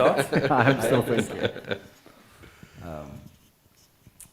I think that as researchers, we are kind of activists. You know, we all are very passionate about esports. This is why we are actually studying esports and gaming. So we really want something better for esports, or the best. I don't know if it's better, but we want the best. And of course, we want the best for the different topics that we are addressing. So it can be, you know, medicine, can be governance, institutionalization, and so on and so on. So I'm not sure that I will really answer your question, but it will actually give me the opportunity to address this topic that I had with Tobias and the board of the ERN just before. I was really struggling with the fact that when we started this conference, we wanted to make it close to an esports event. So this is why we're trying to have some partners and sponsors that are very different, but we have publishers, we have the tournament organizers, and you know, very different. And as a researcher, I try always to be in line with my own conviction, what I'm trying to do for the best. And for example, here we are close to the DreamHack. We are actually sponsored by the ESL Face It group, and it has been, you know, a concern for some of us, you know, of course. And this is maybe, you know, echoing what you are doing, what you are asking, the fact that what is our responsibility as researcher, and this is the same for this main conference. And yeah, I think that we can't be perfect. There is a lot of paradox, of course. We are confronting ourselves with an industry which is also, you know, playing a culture, an art. So everything is melt. A business. A business, yeah, of course. Everything is melted, so it's quite difficult to find your way. But the main idea is that it's complicated, and I will go further. It's complex. It's more than complicated. It's really complex to navigate among all these different parts. And this is why we created the Sports Research Network, actually. This is to help each other, to you know, have some people that can support us. And yeah, so I'm not answering at all your question, but it's just some reflexive, reflection about what you are saying. It's just the fact that I'm always struggling with that. What am I doing? Because I have some conviction, and I'm also talking with people or at the individual level. That's really cool, but at the macro level, it's sometimes really delicate. So yeah. Just to come back very quickly, I think sorry. I think in a way Nico nailed it, because he said he was talking about sticking to his own convictions, and I think the true is, in terms of, there are many different models of what an academic could look like, and I would never say that one should be a particular type of academic or a model of academic. You can be an activist academic if that's in line with your convictions and values. You can be a professional academic in the sense that you're more intersecting with other audiences. There are functions and roles for different types of academics within this ecosystem, within this sphere, and I think that trying to normatively judge one against the other is actually in the end not very productive, because people have different priorities, they have different concerns, they have different biographies and goals. So I think that in a particular context like health, if you feel that there is you have an ethical responsibility as a result of your value base to report what's happening, and sometimes at a very personal risk, then that obviously makes sense for you. But for other people, they'll see that personal risk is probably actually is not sufficient when they could potentially have change in a much wider professional context. So yeah, stick with your personal values. And I think, for me, I'm not, I don't really know about player health specifically, but, for me, I think the ethical responsibility I feel be to bring more stories from the, Asian side, because I think what you guys have here is really great, but then, only some aspects of esports are only concentrated here, and we also have different aspects that are more revealed in its part. So I think combining those could also help us understand esports better. And another point would be that I was back and forth industry and research, and what I realized was that the research is only focusing on the important people, like the players. But the esports scene is actually constructed with many more people who are behind the scene, and especially of those young people who loves the game but who didn't have a college degree or the actual training of the specific job, but they just want to be in the scene to be involved with the gaming community. And those kind of jobs are translators or the production staff or the backstage staffs. Those kind of jobs, people who has those kind of jobs are in much vulnerable situation in terms of their career development and financially also. So I think we should also think about a way to provide the sustainability to those kind of people too.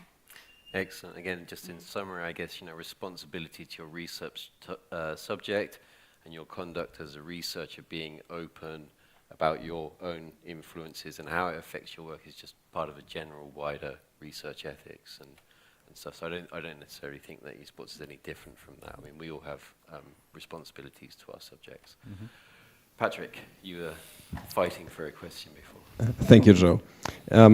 So my question is that, I mean, we mention, I think, a lot that esports is special, there's something new going on, but the issues that you mentioned are things that I think are quite old, right? So we have gambling as something that you mentioned might consolidate the space, which is an example from the 1700s, and then however long you want to go back before that.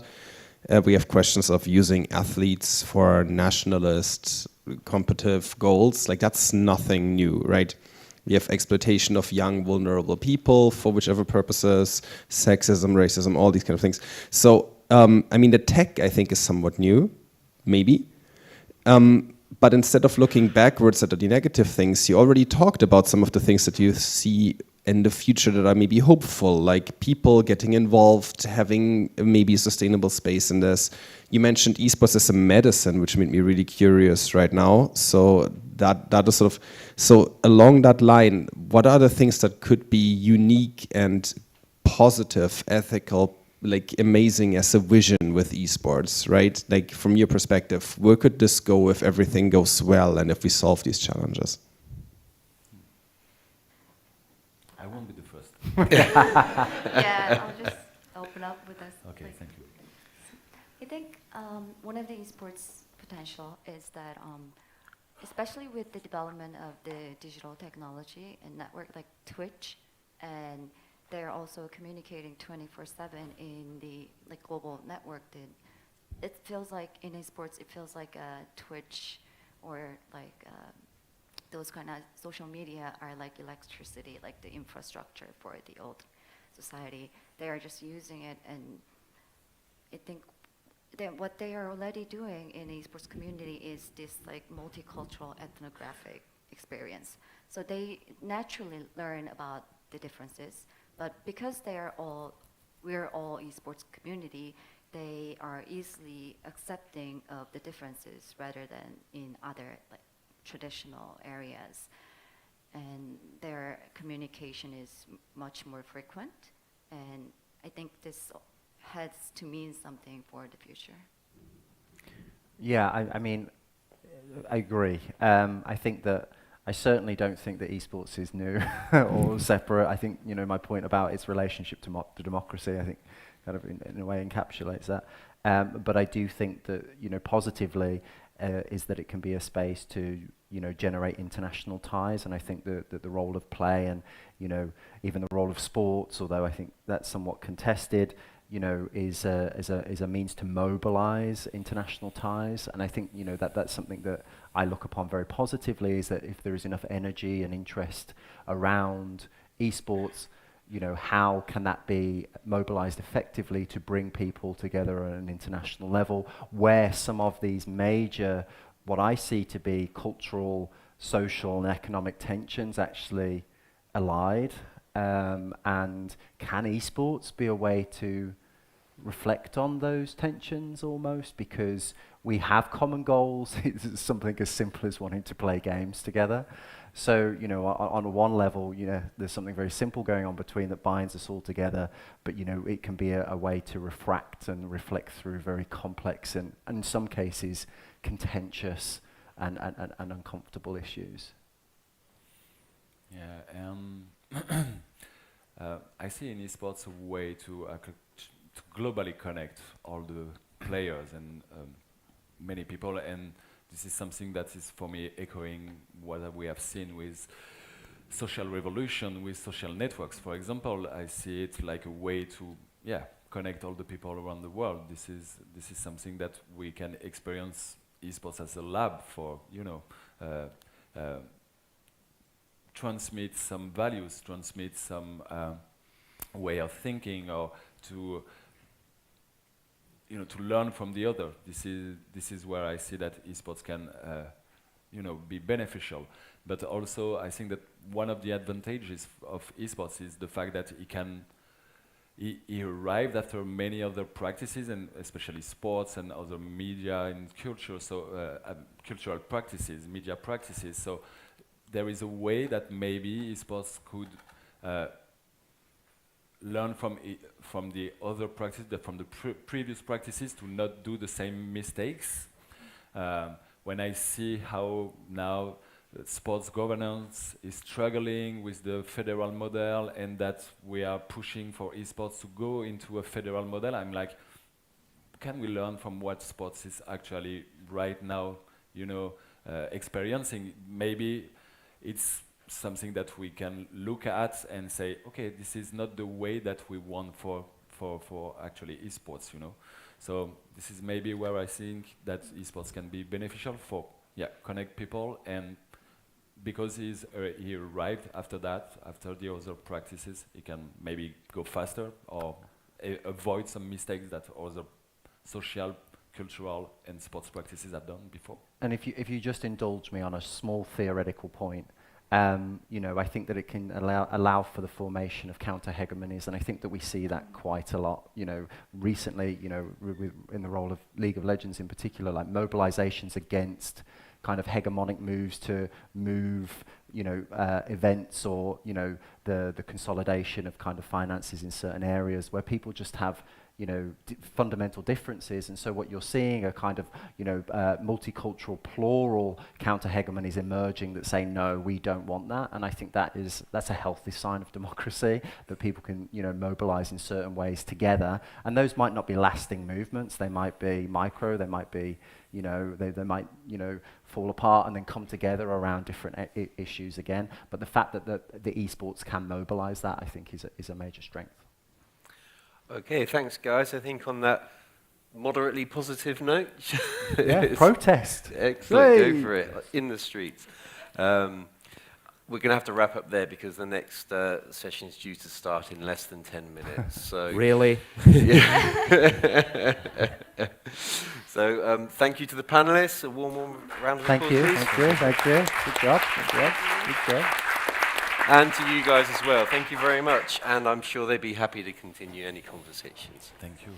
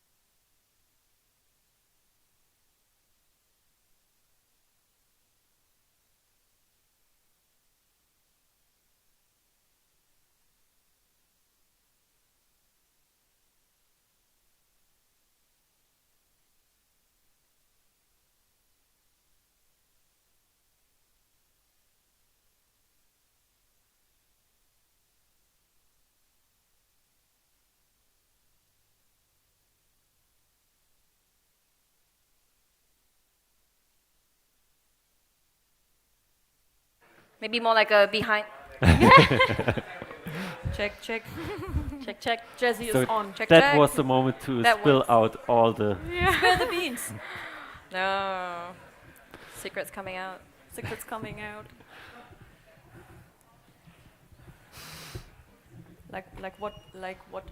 What is everybody's nickname, right? Oh yeah, That's yeah, just- yeah. I mean, we have one here, Goose Breeder. So, Yeah. what's your? Yeah, unfortunately, my nickname is German, so nobody gets it. Yeah, that's not a reason. Die Jule, Die Jule. So people in Counter Strike, they see me and they think, why is Jule dying or something? But it just really means die Jule, die Julia, the Julia. So that's how exciting it is. But the story behind that, when I started playing Counter Strike and Unreal Tournament and tried to play for World Cyber Games points, I told my grandfather about that, and I asked him what a cool nickname was, and my grandfather said, well, your name is pretty cool, so why don't you go with your name? And his nickname for me was Jule, a German nickname for Julia. And so I chose the nickname that my grandfather gave me. Super, like, wow, that's an exciting... It's a cute story. And Jazzy? Jesse's already my nickname, so it's not my real name. Okay. But it's the one and only Jazzy Tan, Yeah. right? Don't think you've seen anyone else. It's already my nickname, so. Okay, that was just Warm-up us question. warm-up questions. Yeah, are we live? Wonderful. So yeah, you see different faces. We had some substitutes, so that's esports. So you Gotta always adapt. change everybody, and I mean, I talked about that the whole conference, like League of Legends, changing everybody all the time, and we did it as well. So yeah, welcome to our final panel, to the panel about GG for All. From the idea, not entirely about GG for All, but what they are doing and yeah, what impact it has. And they are the topics like we are talking about some parts about the critical concerns, about the ethical challenge before, like the mental health issue, well-being, removing barriers, the environmental impact, and all of those. But before that, just starting out to give a short introduction, we have here Munira Yeah. from Counterlogic Counterlogic Gaming Red. So I had CLG in mind. It's CLG Red, Yeah. but that's the long version. Yeah, I of it. forgot the What long does part. fanatic stand for? Just Where's Peter? kindness. It was a good answer. Good answer. I always wanted to know if that was an acronym of sorts. No, it isn't. Doesn't mean anything. Acronym for kindness.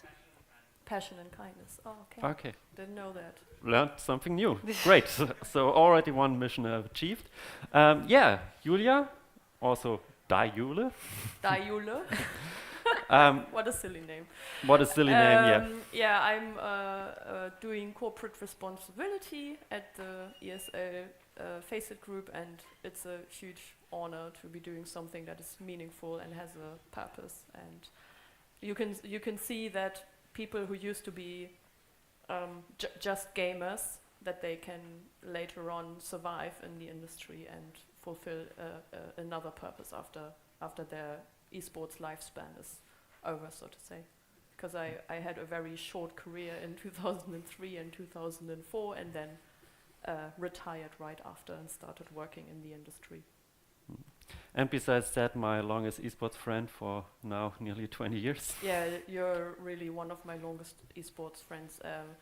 Michael, you also know Michael Henneböhl, and we did LAN parties together, but you and I together, I think in an IRC chat, we both had the idea that Germany should have its own written esports, print esports magazine. So we both together, and I'm so proud of that, started eMag, and that was Germany's first esports website and magazine for actual journalism, and long before Read More was founded. So we're really the dinosaurs. Yeah, that seems like that. Yeah, Jazzy, the real Jazzy Tan. Yes, and I'm a substitute, one of the substitute, just like Toby for today. It's me again, you know, I was here yesterday, and compared to Julia, obviously Munira, and also Toby, I am a esports baby.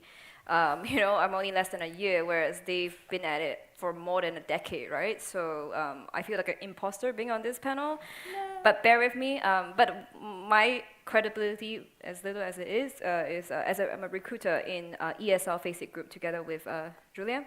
I'm not a recruiter though. She's not a recruiter, yes. She's in HR. She helps us a lot with all these very cool initiatives which we want to share with you guys. But I am the one bringing people into our organization, which is growing by the day. You're the backbone of APJ. Yeah.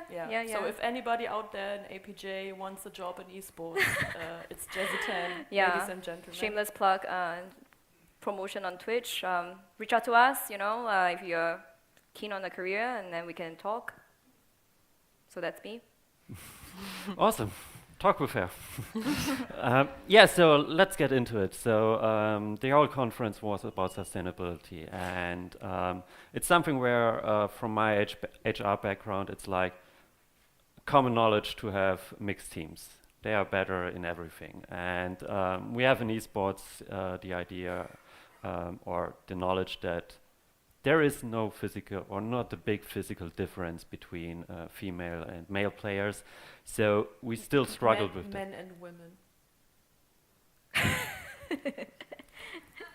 I'm German, so sorry for all bad translations. Men and women. Better? No, women and men. Better. I give you Oh. that. Go easy on Making you. them sweat right now. I'm just a substitute. Same, Don't burn same. me. Go Don't easy on burn me. us. Go easy on us. Okay, then a hard question.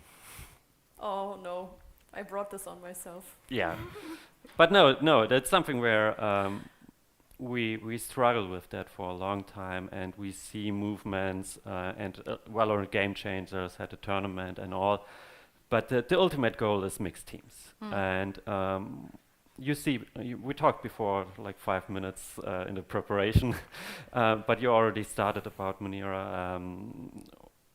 What is the path to get there, to get to mixed teams? I think it's a lot of stepping stones. So I think I try to think like big picture, because I think with the whole getting women to the point where they can play like tier 1, I think it takes time, and I think that like some people are maybe a little bit impatient where they think it can happen like in a year or two. I think if you think about just esports in general, like 15 years ago, gaming was a lot different, even for men. I think like when I remember when I was gaming when I was in high school, it was like not popular, and you wouldn't really go around bragging that you're playing like games. So I think the culture in itself within esports has changed dramatically, and it's pretty much exploded. Esports is like really big now. Like even if people tell their parents like 10 years ago versus now, like maybe you're having an argument with your mom and dad, and now your mom and dad are probably super stoked for you or something like that. I think like when you think about it in general, esports itself has changed so much. And I think when you bring in the whole, like talking about, I guess, women within esports, I think we're even further behind, because I mean, in general, just growing up as like a woman, you're typically not introduced into things like gaming. And I think it's kind of like if you think about like sports, like kids who get into sports or into MMA, whatever, typically do a little bit better than someone who got in when they're like 15 or not like 20 or something like that, right? So I think that like thinking about it that way and understanding that it takes a bit of time to develop the scene. And I think if you kind of think about it in another scenario where like right now, the initiative is really good because it's introducing women to esports, and right now the biggest problem is numbers. There's not a lot of women to begin with in the space, not even just in Counter-Strike, in the entire like esports space, there's typically a lot more men. And I think with a lot of these initiatives, it's introducing women to it, it's giving them role models, somebody to look up to, and when you see like more women in a space, more younger girls will look at that and think, oh, that's something I can do. And I think that's just like where things kind of make the biggest difference. Like I think right now, the younger generations are probably going to be the one doing where you'll start seeing the most like barriers being broken, like more women playing in like higher levels. So I think that honestly it's just time. I don't think there's anything really stopping like women when you put them like side by side. I don't think there's anything that's like so different that like if you put them together they couldn't like coexist. Like I play like FPLC, which is like a pug system, which is like at a higher level, and I play with like men at my level all the time, and I do just fine. Like I think I even do better than like a good chunk of them. So I don't think there's anything like setting us apart in terms of gender. I think it's more this, if you think about it in sheer numbers, and the way I like to think about this is when you think of regions, there's a lot of regions that do better than other regions. For example, North America does a little bit worse than Europe internationally. Other regions that don't get a lot of opportunities typically do worse than other regions. Like Europe is doing really well because there's just so many opportunities. Everything is based in Europe. And it makes sense that there's so many people playing CS in Europe. In North America, there's not a lot of opportunities. So even though like the scene in general in North America is a bit weaker, everybody left for Valorant because there's so many opportunities in Valorant. And I think that like when you take a step back and you think about it that way, it makes a lot of sense why women aren't doing as well as men.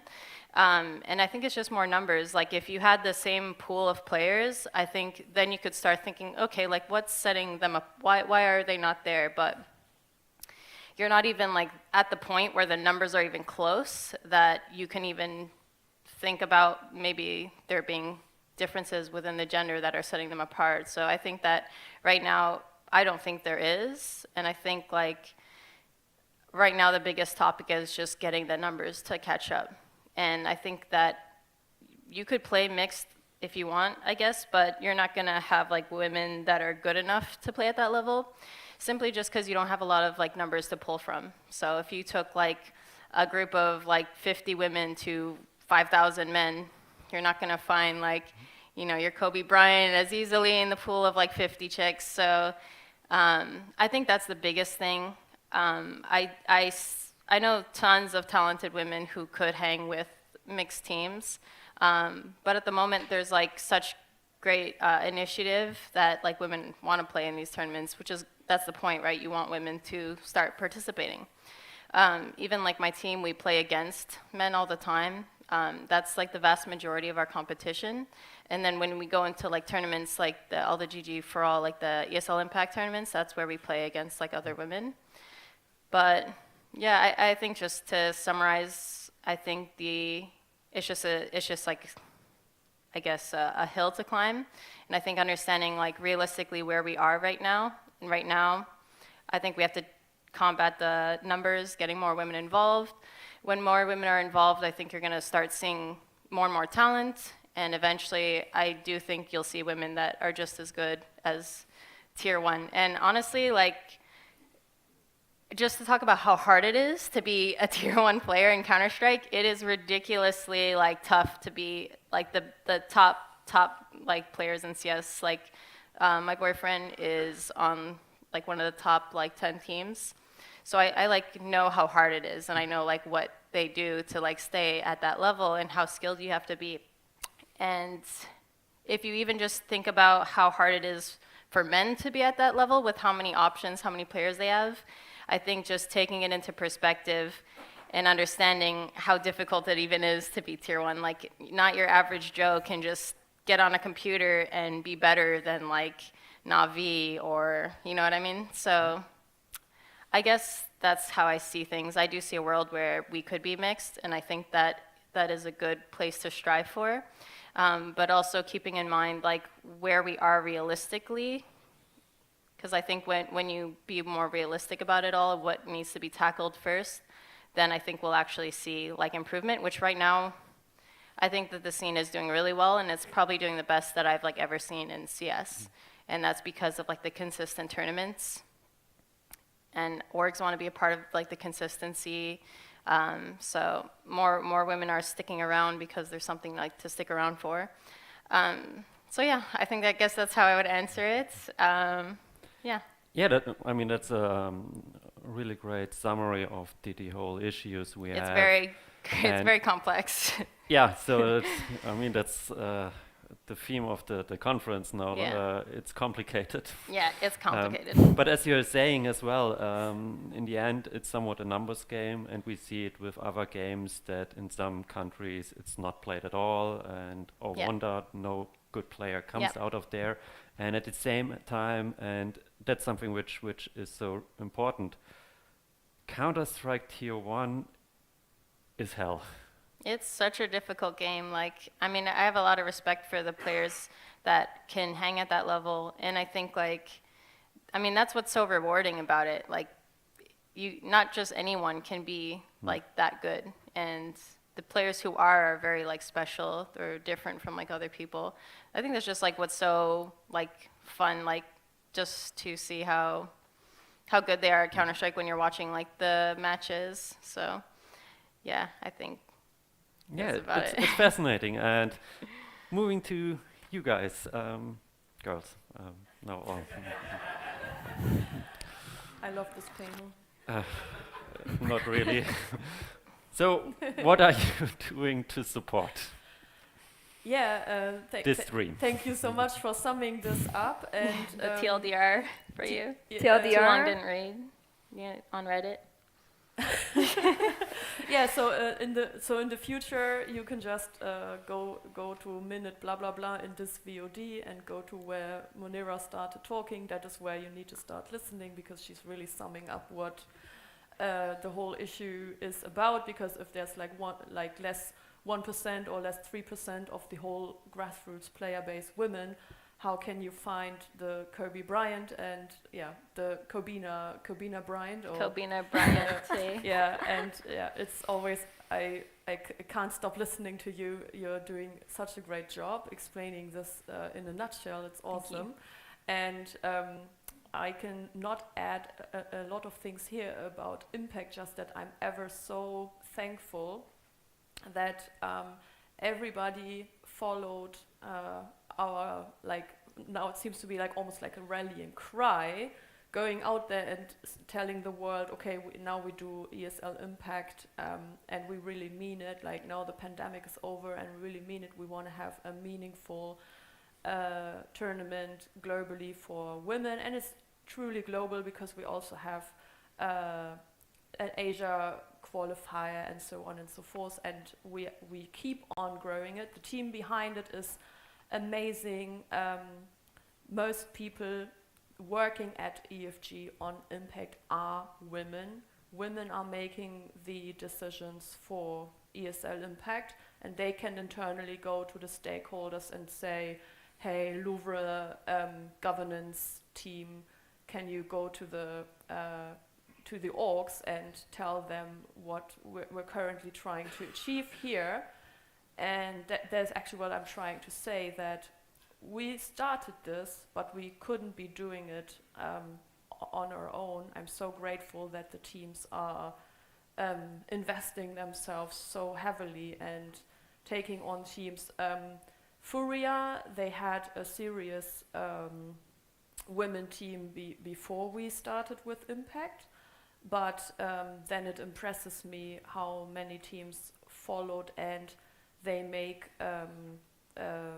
they volunteer to commit to some goals, like really giving women in the org the actual structure that they need. You were talking about to play in the 1%, even in the normal pro league, where actually everybody could play if they wanted to, but where unfortunately only men are playing because of the issue you described. It is so hard to get up there, and if you didn't have any infrastructure, if you would just go, like, at your university, you are drum rolling, getting 4 more women friends, and now you start playing CSGO, how can you get to that level? So what we really need is the organizations to commit the same way CLG is committing, and all the things that you have, your performance coaching and your psychological support, and all the knowledge about we learned here at this conference, fortunately, this week, how important a good sleeping schedule is. If you don't have a proper sleeping schedule, then what? Hey, Ursula! So thank you for being here. Yeah, she is preaching to the choir, but only here at ERN, and all the world out there needs to learn how important a training schedule is, a healthy training schedule is, and not because you want to stay mentally sane, but there is no higher performance without sleeping and eating and working out, and if you don't have that, you don't need to start with your in-game coach looking at, oh, you missed this shot and there you dropped the bomb and this was not correct or whatever. You don't have to go there if you don't have the proper infrastructure, people who help you to improve, and that is what you were also talking about. So really all I can add is thank you to all the teams that have invested together with us in impact and are making this possible, because there will never be a woman flagship or woman, what are you going to call this, the lighthouse, the flagship, the role model that we need, the one person that will be on a mixed team. And I don't know, but I will be like opening a bottle of champagne the day the top org picks up this person or even a couple of people and really makes this dream of a mixed team happen. That would be my biggest dream. It's a nice dream. I like what you said though too. Just talk about like performance. I mean, we work with ULA as well, so we do have a lot of good resources. But something that I actually thought when the ESL Impact got announced, I was trying to think like, I think in the past even with the barriers that like women face, I think it takes like somebody who can take initiative and just get girls together, like make a team. And I felt like we also lacked that a bit, like people who can take initiative and just like band some people together and just stick together. I mean, now there's so many things in place that encourage that. But what I did when that first got announced was I created like a Discord. It's like something simple, but you can even take this idea and like expand on it. And basically what I was thinking is like, one, like it's nice when women have role models because they'll typically go to them, see what they're doing, and maybe implement that in their day to day.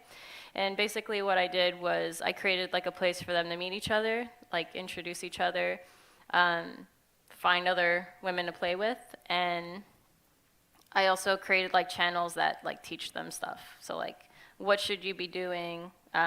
Just like typical tips and stuff like that. That's like information you can access anywhere if you know where to look for it. But I think when you're a brand new player in a game, it's like you don't know where to start.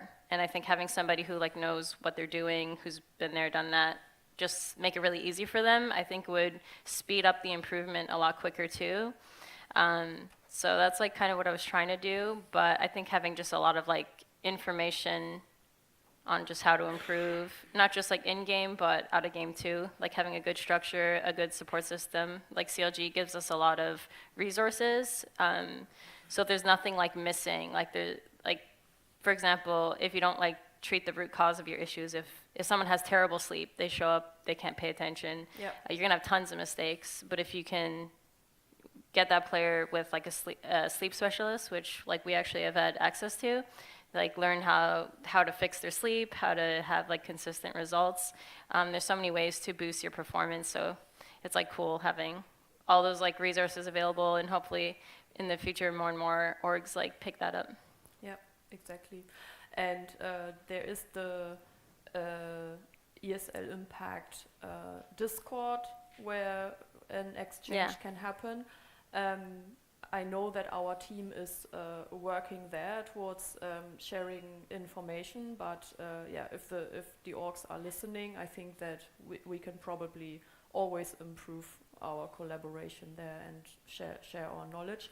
And here at the ERN conference. I have also obviously spoken to, listened to all the presentations, to all the panels, and there's a lot of people here in the Esports Research Network that are working on exactly that. The democratization of this performance knowledge, sleeping knowledge, and I think that is the future not only for the women but for diversification of the communities in general, so that everybody who is a very young, talented player, no matter in which game, they can have access to this knowledge and this way start what you did, have their Discord, then access this this platform where they can get the resources, and then they can try how far it takes them. Another thing that we have at EFG is clash.faceit.com that has just been announced this it's November, right? This November, and there is open groups, community clan groups that you can join, and literally anybody can join, and there teams like Navi and players like Nothing are a little bit like mentoring individual players in the matchmaking system, and there is money and Faceit points to win. Yeah. That is also something where we aspire to, we do our best there, and we try to get more people doing, going. They can go there as individuals, and this way connect with other individuals. Because somehow you have to create your team, right? Yeah, sounds like a cool idea. Yeah, so it's something where, from my HR perspective, always it's like, okay, if I look at a male normal Counter-Strike player, most of the time it's like, your job is to play video games, and that's it. And if you're good, that's it. And here it's when I listen to you, it's like, okay, I play, but I have to be the force to push through, to be the role model, to be like this outgoing person, to show my face, to show my personality, be open for everything. And it's something where we all know that in itself is in a esports field can be quite challenging. For a woman even further, because then the all toxicity topics come on to it. Maybe Jessie, as you are also HR person, that's like we are also bringing them to burnout, mental health, and all of those topics. What can you do to help? Because it's a more demanding role, even further. To prevent the burnout, you mean? Yeah. I think that, I think it's just like having the education to like know when to take breaks, Yeah. I've actually, from personal account, lived in like a esports, like a gaming house, you guys call it. I've lived in one before, so I've seen like the intensity during like the playing, and again, not just the esports team, right? We're talking about just esports in terms of everything, like people working in esports as well. Really just forcing yourself to like put aside time in the calendar and just block it out. And then also the people on the other side making these demands from the workers to like be more respective of when people need to be away and stuff like this. So I think it's education. Like sometimes people don't know that they can get away. It's okay to be away. So it's about well-being and looking after yourself, but I think it's about knowing that you can actually do that. So maybe it's like more like a top-down type of message, like, to emphasize continuously that, hey, look, guys, everyone's working very hard. And we have this initiative in-house. It's called Pulse Check, just to make sure, it's like an email that gets sent out to all the employees in ESL Faceit Group. And kind of checking, making sure people are okay. If you're not, hey, would you raise, something to us, and maybe see how we can help. That's one of the initiatives that I know about that we are doing. I got an email, but I didn't say anything. That's very interesting. That maybe because a lot of us are gamers, we are much more flexible with especially post-corona, topics like flexible working times. People have to put family first. Somebody like me, I can work 40 hours, but I don't have to work exactly from 9 to 5 or something like that. Get the work done with very results-oriented organization. So we're not gonna see, oh, when is Julia gonna clock in at 8 o'clock? Oh, she's 1 minute late. We're not gonna do that. We want to see what's the result you generate out of that.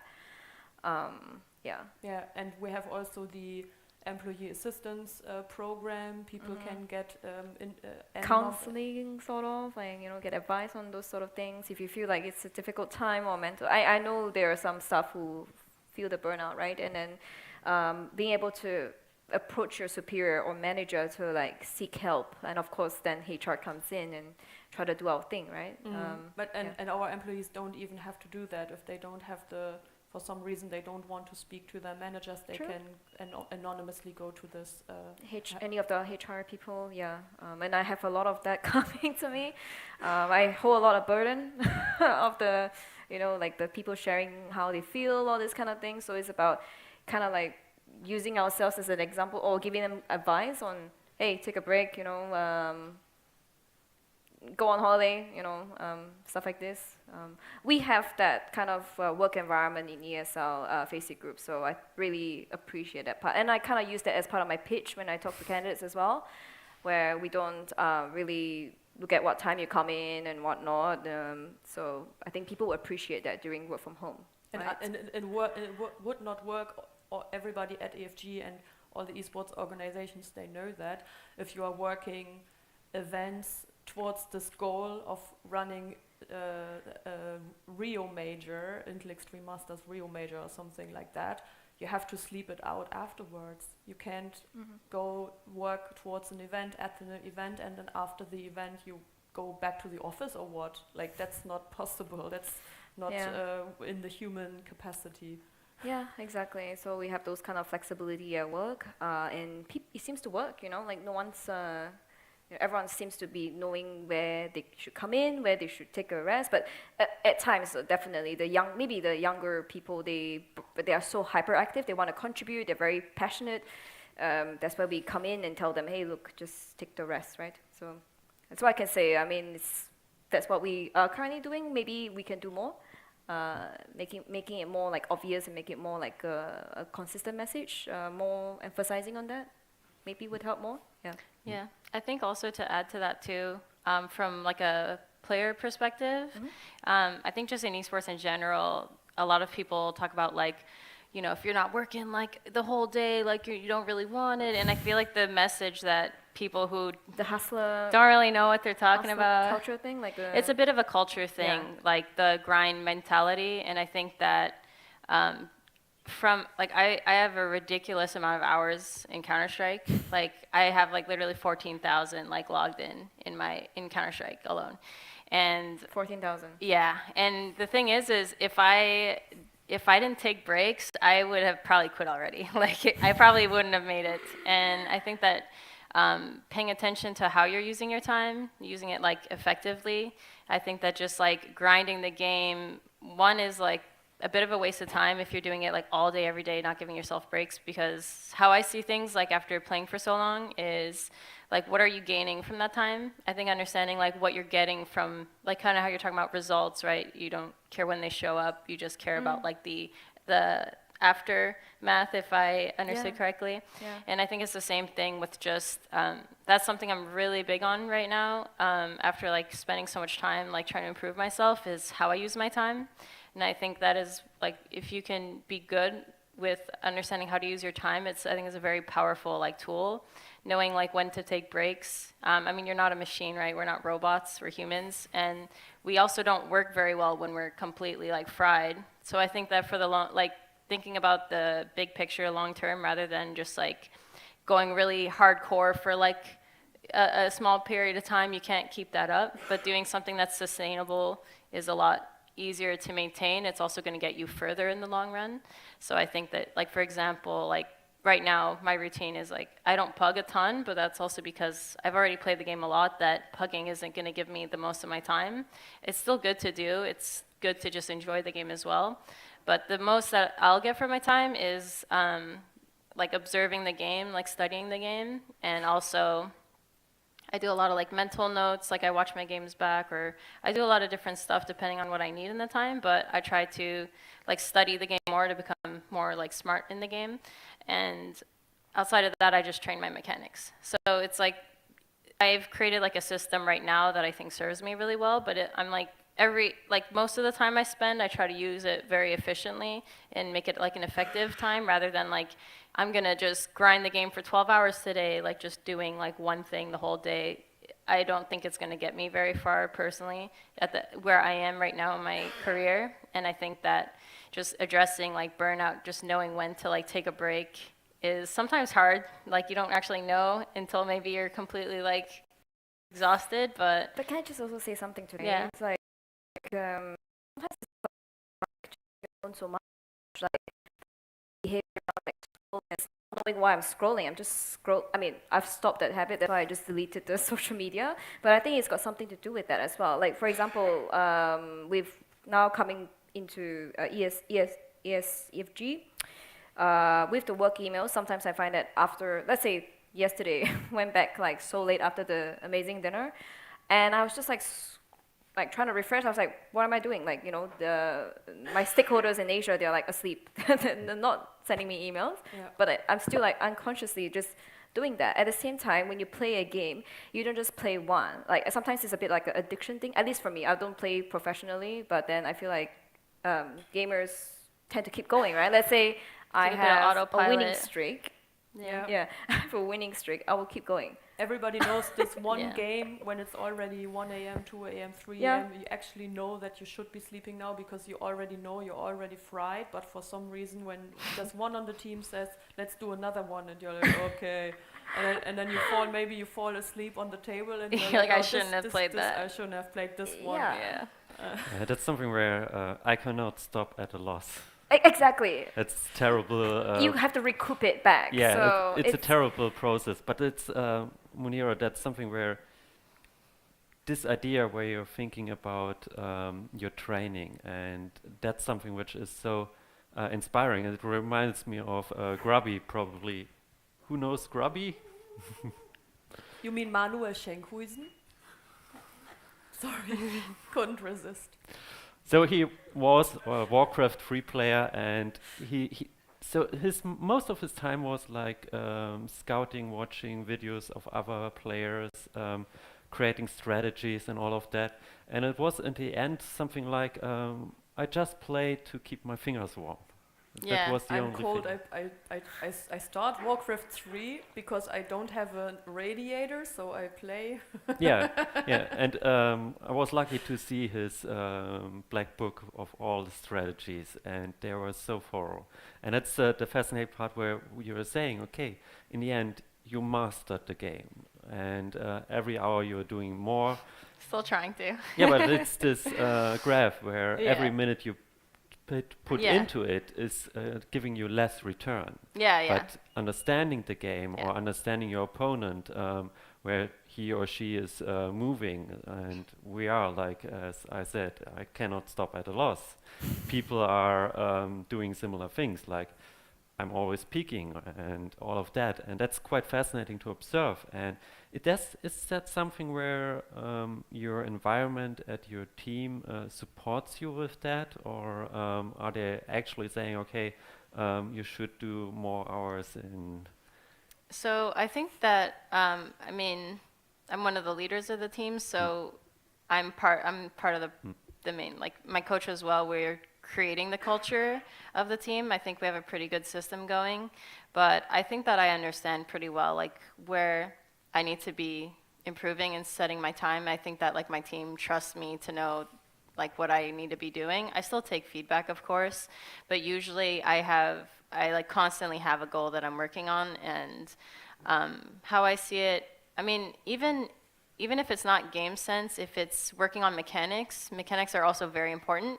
But I guess the biggest thing is like spending your time with, like going into it with an intent, like not just I think autopilot is where you're wasting like the most of your time. Like you're just autopilot, like you're not really doing anything. I mean, I think that warming up is always good, pugging is always good, but I think like in the just the more you play, the more I think you just have to be very, just like Conscious. yeah, about, conscious with like how you're spending your time. Yeah. And I think it doesn't always have to be strategy, but it can also be mechanics. For example, even now, I'm still working on my mechanics. I'm trying to improve my crosshair placement so that, like right now, I'm IGLing, and so it's a bit harder to put resources into my aim and stuff. And I do have like pretty good mechanics. It's not my strongest suit, but it's something I'm good at. But if I'm IGLing, there's only so many things I can focus on at once.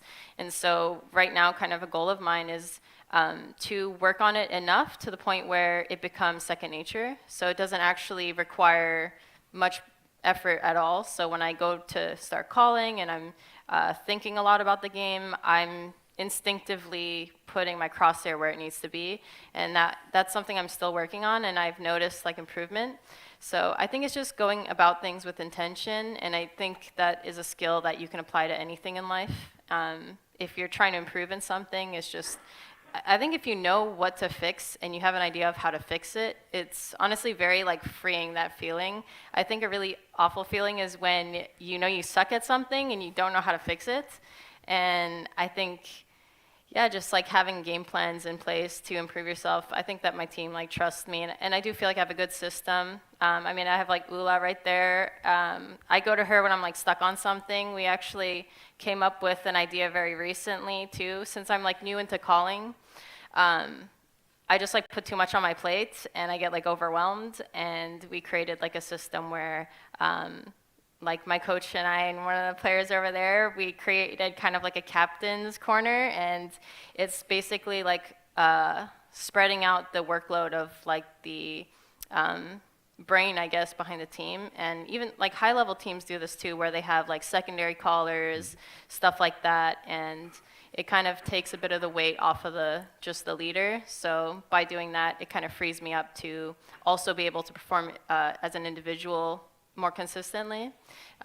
So yeah, I think just like also having a really good backing, having like a good coach, good teammates. My teammates are really awesome. They all have good personalities and they're easy to work with. And I think just having like a good backing helps a lot too.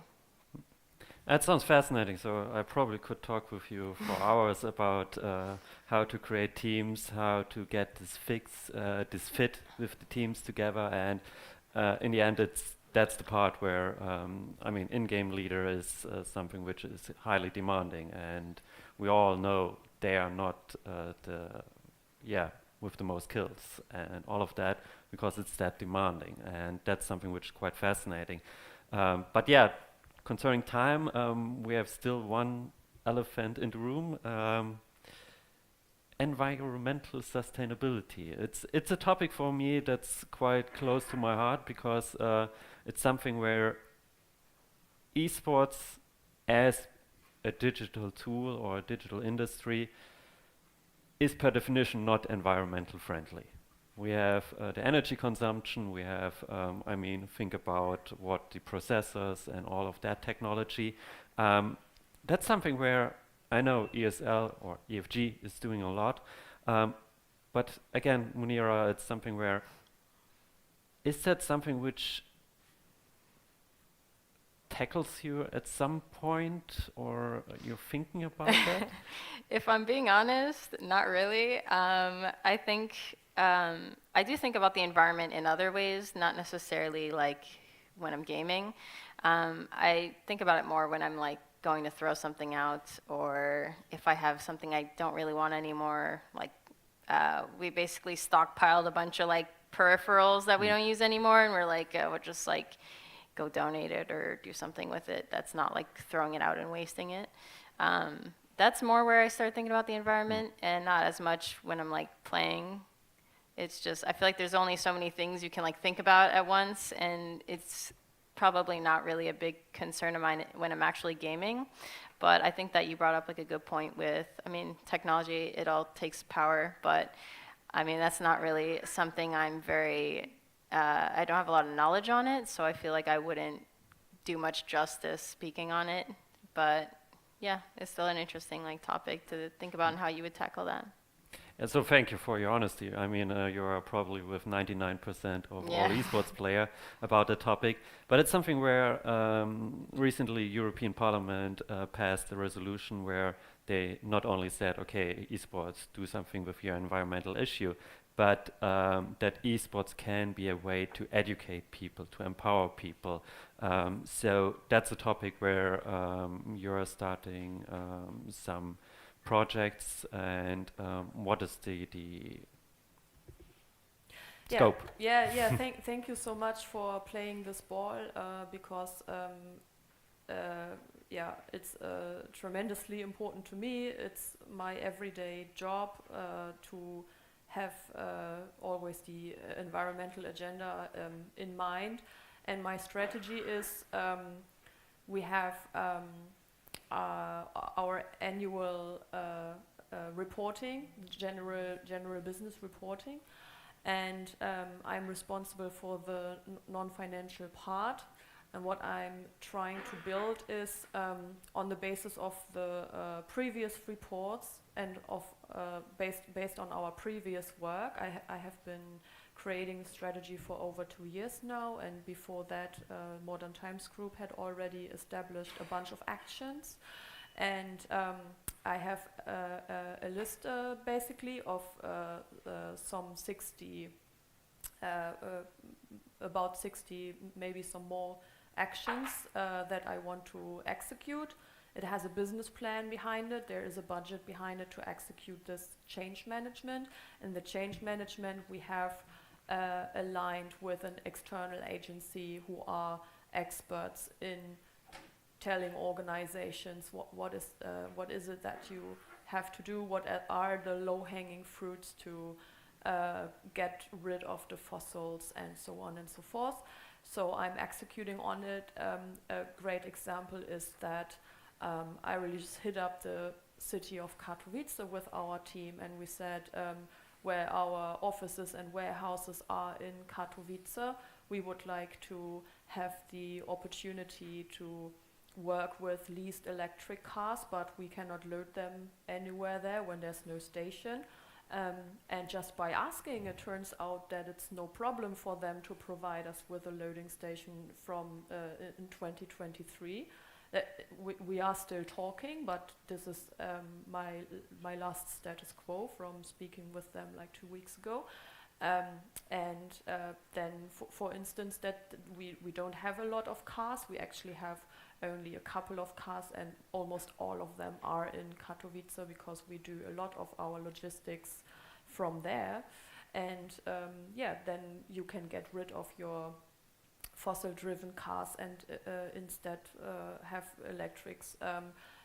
There's a possibility to check on your LED lighting and exchange it for better LED lighting. Of course, if it's not LED at all, then it's pretty obvious that you should go for LED instead.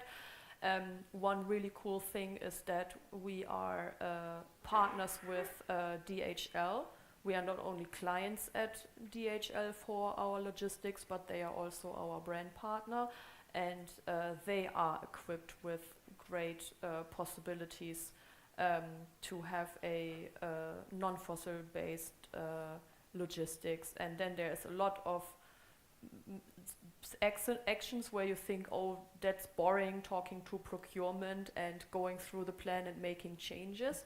But it's super exciting for me. For instance, I never knew how exactly the all the stage fireworks and the boom effects and everything that you see on screen when you watch it, when you're watching an event on Twitch, like how much TNT is like exploding there, and what is this fog, and what are these like glistening things there. I didn't know all of that, but I did procurement workshops with our DLP services and asked them, okay, how much CO2 is this, how much is this, how much is this, and then we say, what can we do next year? Like, can we have, instead of a CO2 fog machine, have an electric fog machine and things like that?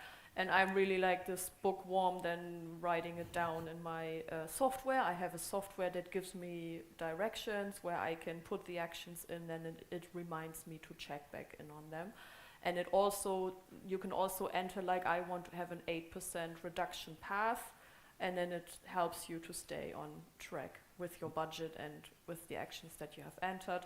And and then the next logical step is that these actions, they are already the result of my hard work and our team's, all of the workshops' hard work. This is not me doing it. This is actually people from the events team, procurement team, and saying, oh, we are giving the players these packages and there's like a mug in there and the players don't even, like, they don't want the mug. Maybe we give them something more sustainable or nothing at all, or we like ask them first what do they want, or somebody is coming to you and saying, oh, by the way, I eliminated all the food waste at this and this event because now we found we can take the rest home to our families and we can also donate some of this. So there's a lot of the ideas coming from our employees. They know that I'm in charge and they're coming to me with all their great ideas and the things that they're already doing.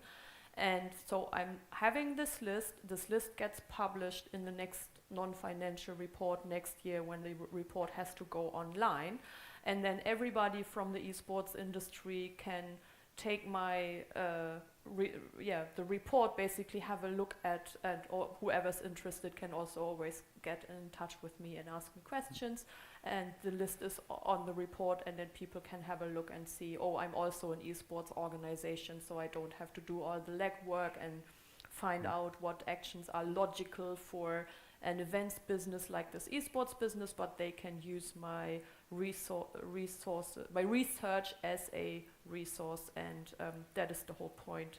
And if everybody is doing a few things and talking about it, that is actually important. I have learned that in my sustainability classes that I actually had to go to learn all these things. It is really cool if you ask the right questions. Like, you don't necessarily have to have an environmental change management manager at your company, but if you go to a venue and you ask them, so do we have to have these mugs here? Can we have, like, we bring our own cups and things like that, just the simplest things. If you talk to people about it, you will be amazed about all the input that you get. I was even talking to a location and they were like, nobody asked us before, but we can actually change this, this, and this. Other companies are already asking us if we can provide like a recycling system or things like that. And really, I cannot pride myself with all this. I'm just pulling the strings, bringing it all together. But it's so cool that we're here in Jönköping, where DreamHack has basically already created this blueprint that I have learned from. DreamHack has a recycling activity with Pantamera. They are, with the fans at the festivals, they are collecting the plastics, bringing them so that can be recycled, and the money that comes from the bottles is given to charity. And I think by doing it over the course of a couple of years, like every 4 years, every year for like 4 years or something, they have already donated like 30,000 euros from collecting plastics. And if we can do it in esports, then other events that have nothing to do with esports, like music events or whatever, they could do the same. And yeah, that's the interesting part where I find it always fascinating that what happens in esports can easily be translated to other fields and other aspects, and that's something where it is a grind. It sounds like a grind, and it's something where we are moving into the right direction. And next part is educating people, getting that knowledge. I mean, as you said, most of the things, I'm not also an expert about that, but the easy ideas or the easy fixes are the first steps, and that's something we need to achieve. And that's quite fascinating to see these approaches and other organizations picking up. I still love FlyQuest, with their initiatives and all of that. What was that like? For every kill, they plant a tree and all of that. But it's something where, yeah, it's something where. So it's League of Legends, so not that many kills. Oh, yeah, you're right. You would already have a whole forest. Yeah, I mean, they should do that with CS. They'll plant a lot of trees. So Yeah. Good idea. So something for CLG, maybe. Okay, so I would say a short round of questions. Who has questions? Yeah, no. Our other sustainability expert. Thank you for the great panel discussion that was also focusing on aspects I haven't heard on any panel discussion before. And just also summarizing it in the very beginning helps the discussion to go deeper. And that's what you did in the beginning, so thank you. You always... also during the whole conference, we say the final goal is mixed teams. And as you also said, we need to be more patient about the development, of course. But is there any perspective from the impact perspective in the future, how to get it to mixed teams? So are there any structural, infrastructural ideas how we can get there? One thing that we are talking about with the teams internally through our connection with the Louvre teams, for instance, is that we are talking to them and we are getting it's not a policy that people have to sign or something, but a lot of the teams have already uttered this goal themselves, that they don't want to have Team A and Team B for the sake now of having the women's team, and the women's team is participating in Impact, but they are mixing the teams up already in training. Some of the teams even have written publicly about how this is going about and what their goals are for that, and they are mixing individuals from time to time or on a certain schedule or something for the sake of training, but also for this goal that that this can happen one day. I have understood this from what Monira so beautifully summed up here. I'm so glad that she is also trying to play with the best of the best and not just in a bubble. It obviously doesn't make any sense. And I'm very optimistic because teams have said things like that in the direction that they are already mixing, playing together, and not just having men's and women's teams in separate bubbles. Yeah, I also see a change there. Makes hope. Thanks. So we all know that Katowice is coming, and we know that there will be like a huge event around the ESL Impact. Do you guys also plan to have any like mixed teams show match, for example, like the top tier male teams and the top tier female teams mixed up together, just to do like a, maybe just an idea, something? I could be a guinea pig. Okay, just a thought.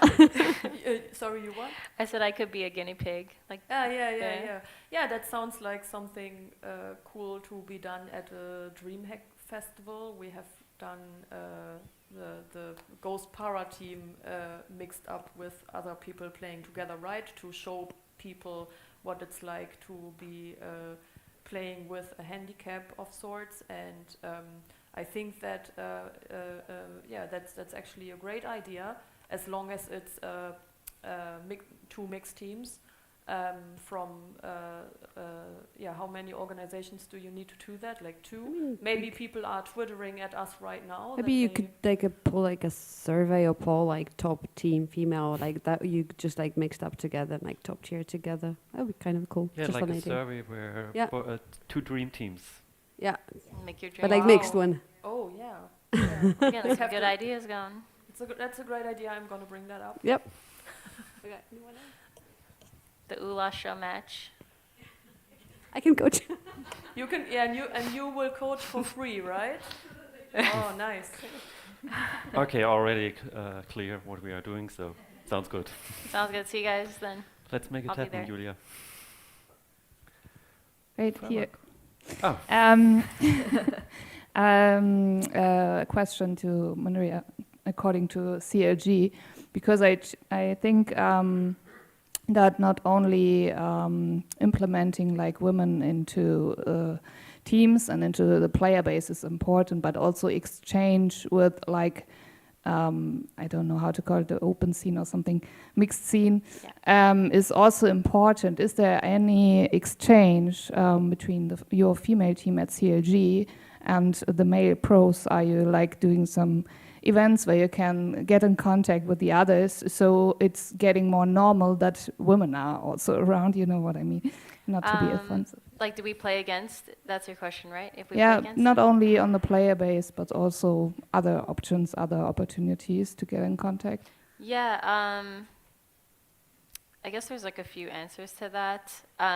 One thing we do actually, at the end of the day, how skilled you are as a team is very important to the practice you're going to get. If we're not good enough to scrim certain teams, scrim is like a practice, then they're not going to play us, but we do play good CS, we play structured, and a lot of teams do like practicing us. We've played teams above our skill level many times over, and they continue to practice with us, which shows that they see us as valuable training partners.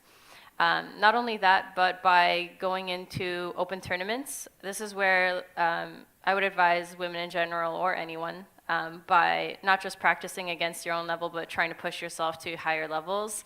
By competing in open tournaments, that's forcing players to play against us, whether they like it or not. So it's a good way to get that experience playing against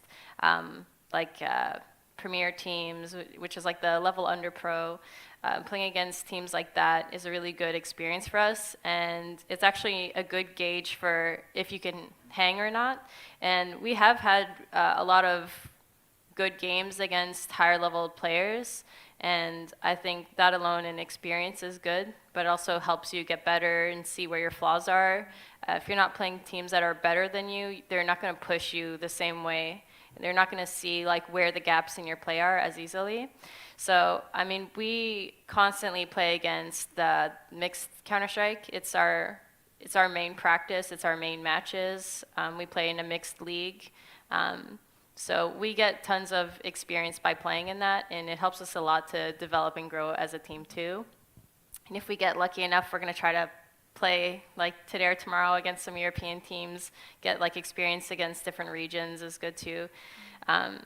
So I think to answer your question, that, and I've also played in like cash cups, like random things with like mixed players, like friends of mine, and those are always fun too. So I've had experience playing with a mixed team just for the fun of it as well, and usually those go pretty well. I've made it like pretty far in some of them, depending on like what it is.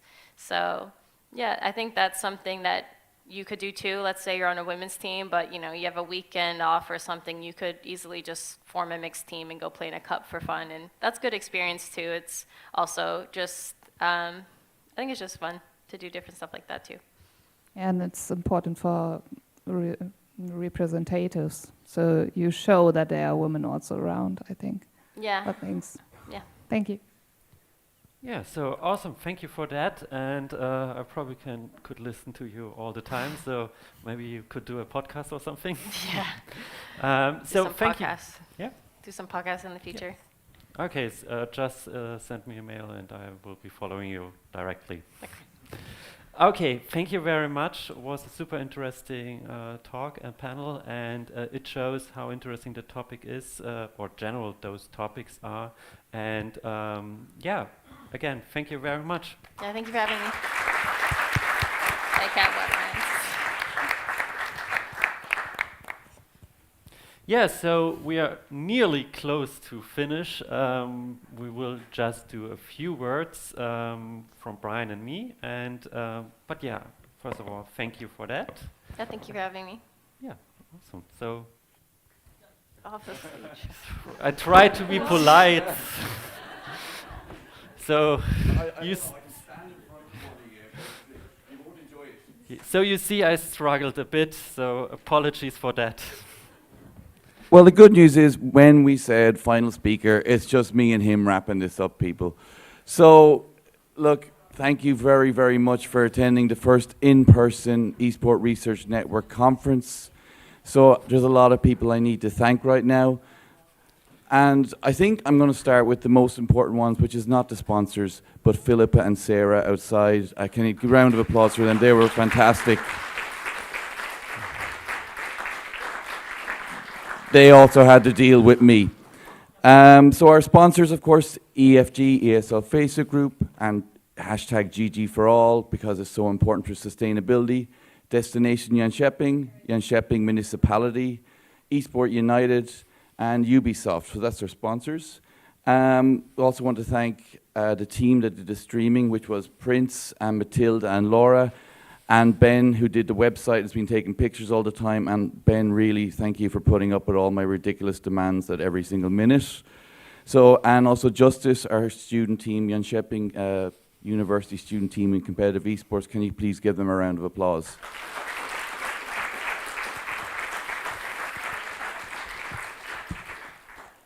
Then, of course, all the boards, the organizing committee, the science committee, the people who reviewed, the speakers, the panelists, everyone who didn't annoy me with ridiculous requests, but everyone who did too, I didn't mind. Okay, the reviewers, Professor Leona Acton-Hagen of the Media Management Transformation Center, who we are here at JIBS, MMTC, she actually believes me when I say it's work to send me off to Katowice or Cologne. So they're being really good. MMTC is one of the founding members of the Esport Research Network here in the city of DreamHack. So can everyone give JIBS and MMTC a round of applause, please? And thank you to all of you for taking the time to come and to make this such a great event. We really appreciated all your contributions throughout the day. Tobias, thank you for stepping in there because I was too tired to do that last panel. And you know, everyone's been fantastic, and that's what esports is about, and that's what the ERN is about. And we really hope that after this, we're going to build bigger things together, and there's lots of ways to engage with us, and we'll be developing new ways to engage. And speaking of that, what we have is Usva and Maria, as part of the Diversity and Equality Committee on the second floor, have arranged a small casual get-together, which I have to beep you all in with my code, but that's just what's happening now. You're all on your own for your food, right? Just after you got, most of you had steaks the last 2 nights. So what's happening then is you can fend for yourselves, and then we're going to hit Shooter's Bar from after 8 because they've got pool tables and dartboards and shuffleboards, and I figure put a bunch of academics specializing in competition together, and it's going to be an interesting experiment. Does CSGO talent translate to darts? We'll see. And tomorrow is our annual assembly, so that's at 1 p.m. here. That is in, oh, my writing is still so bad. It's tomorrow at 1 p.m. and building B4043 on the 4th floor, so you can join that online. And we're going to make it really quick tomorrow because then we're all going to shoot off to DreamHack afterwards. And I want to get there before the lights go off. So please feel free to join us online or join us for the annual meeting. And then tomorrow we can all go see DreamHack. And for those who are staying on at DreamHack, and also thanks to the guys at DreamHack for giving us the passes. And we know which team we're cheering on when we're watching the CSGO. Yeah, you're not allowed to cheer for another team after Manira and her team came here and supported this. So you will have a passionate group. So a big round of applause for them. And hopefully we'll be applauding again at the end of DreamHack as they're up on the stage lifting the cup. That's it for me, guys. Obviously, I'll see a lot of you over the next few days. So please see you later tonight in Shooters. If you want to challenge me to pool, because I'm tired and you might win. Even if I wasn't tired, you probably would. But I'm not good at darts, so don't challenge me to darts, okay? So please join the cultural get-together now, and we'll see you later, and we'll see you tomorrow for DreamHack. And for a lot of you, you get to see a lot of DreamHack this week. And thank you.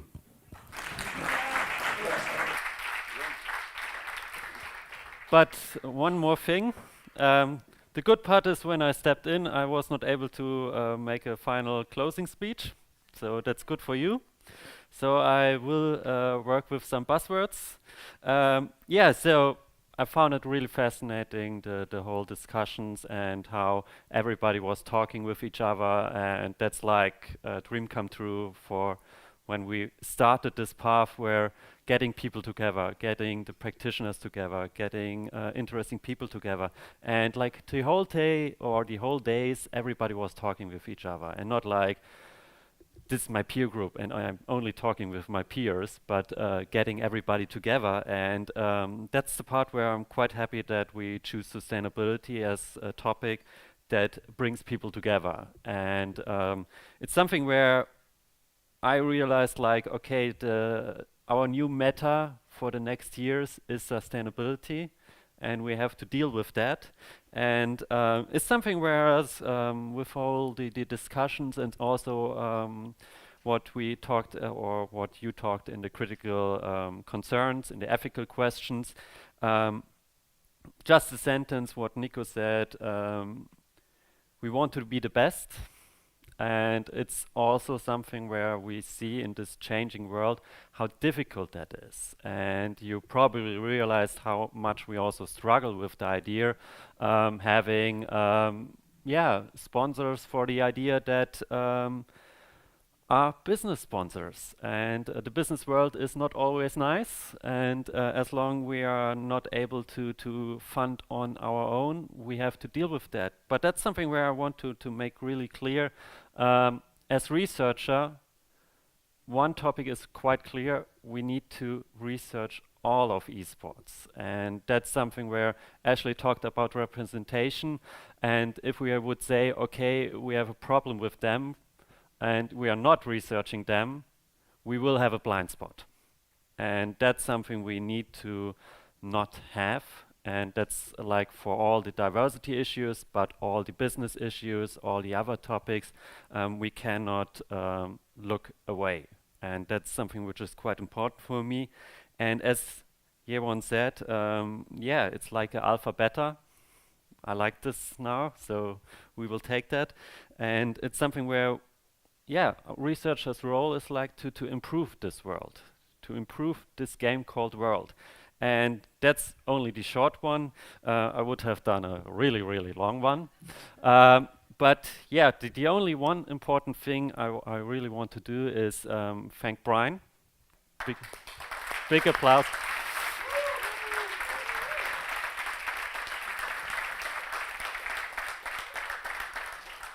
Because without him, I would have been probably go crazy the last 3 years. So especially last month. And it's something where I don't know how he did pull this off, and I'm happy about that. And that's something where I have something for his back space. Yeah.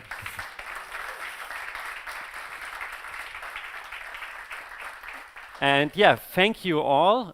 Brian already thanked you, but it's really the thing, without you, there would be no network. Without you, there would be, yeah, not such an event. And just one final thing. The next conference, I will not announce where it is. I can only say you that we are not on this continent.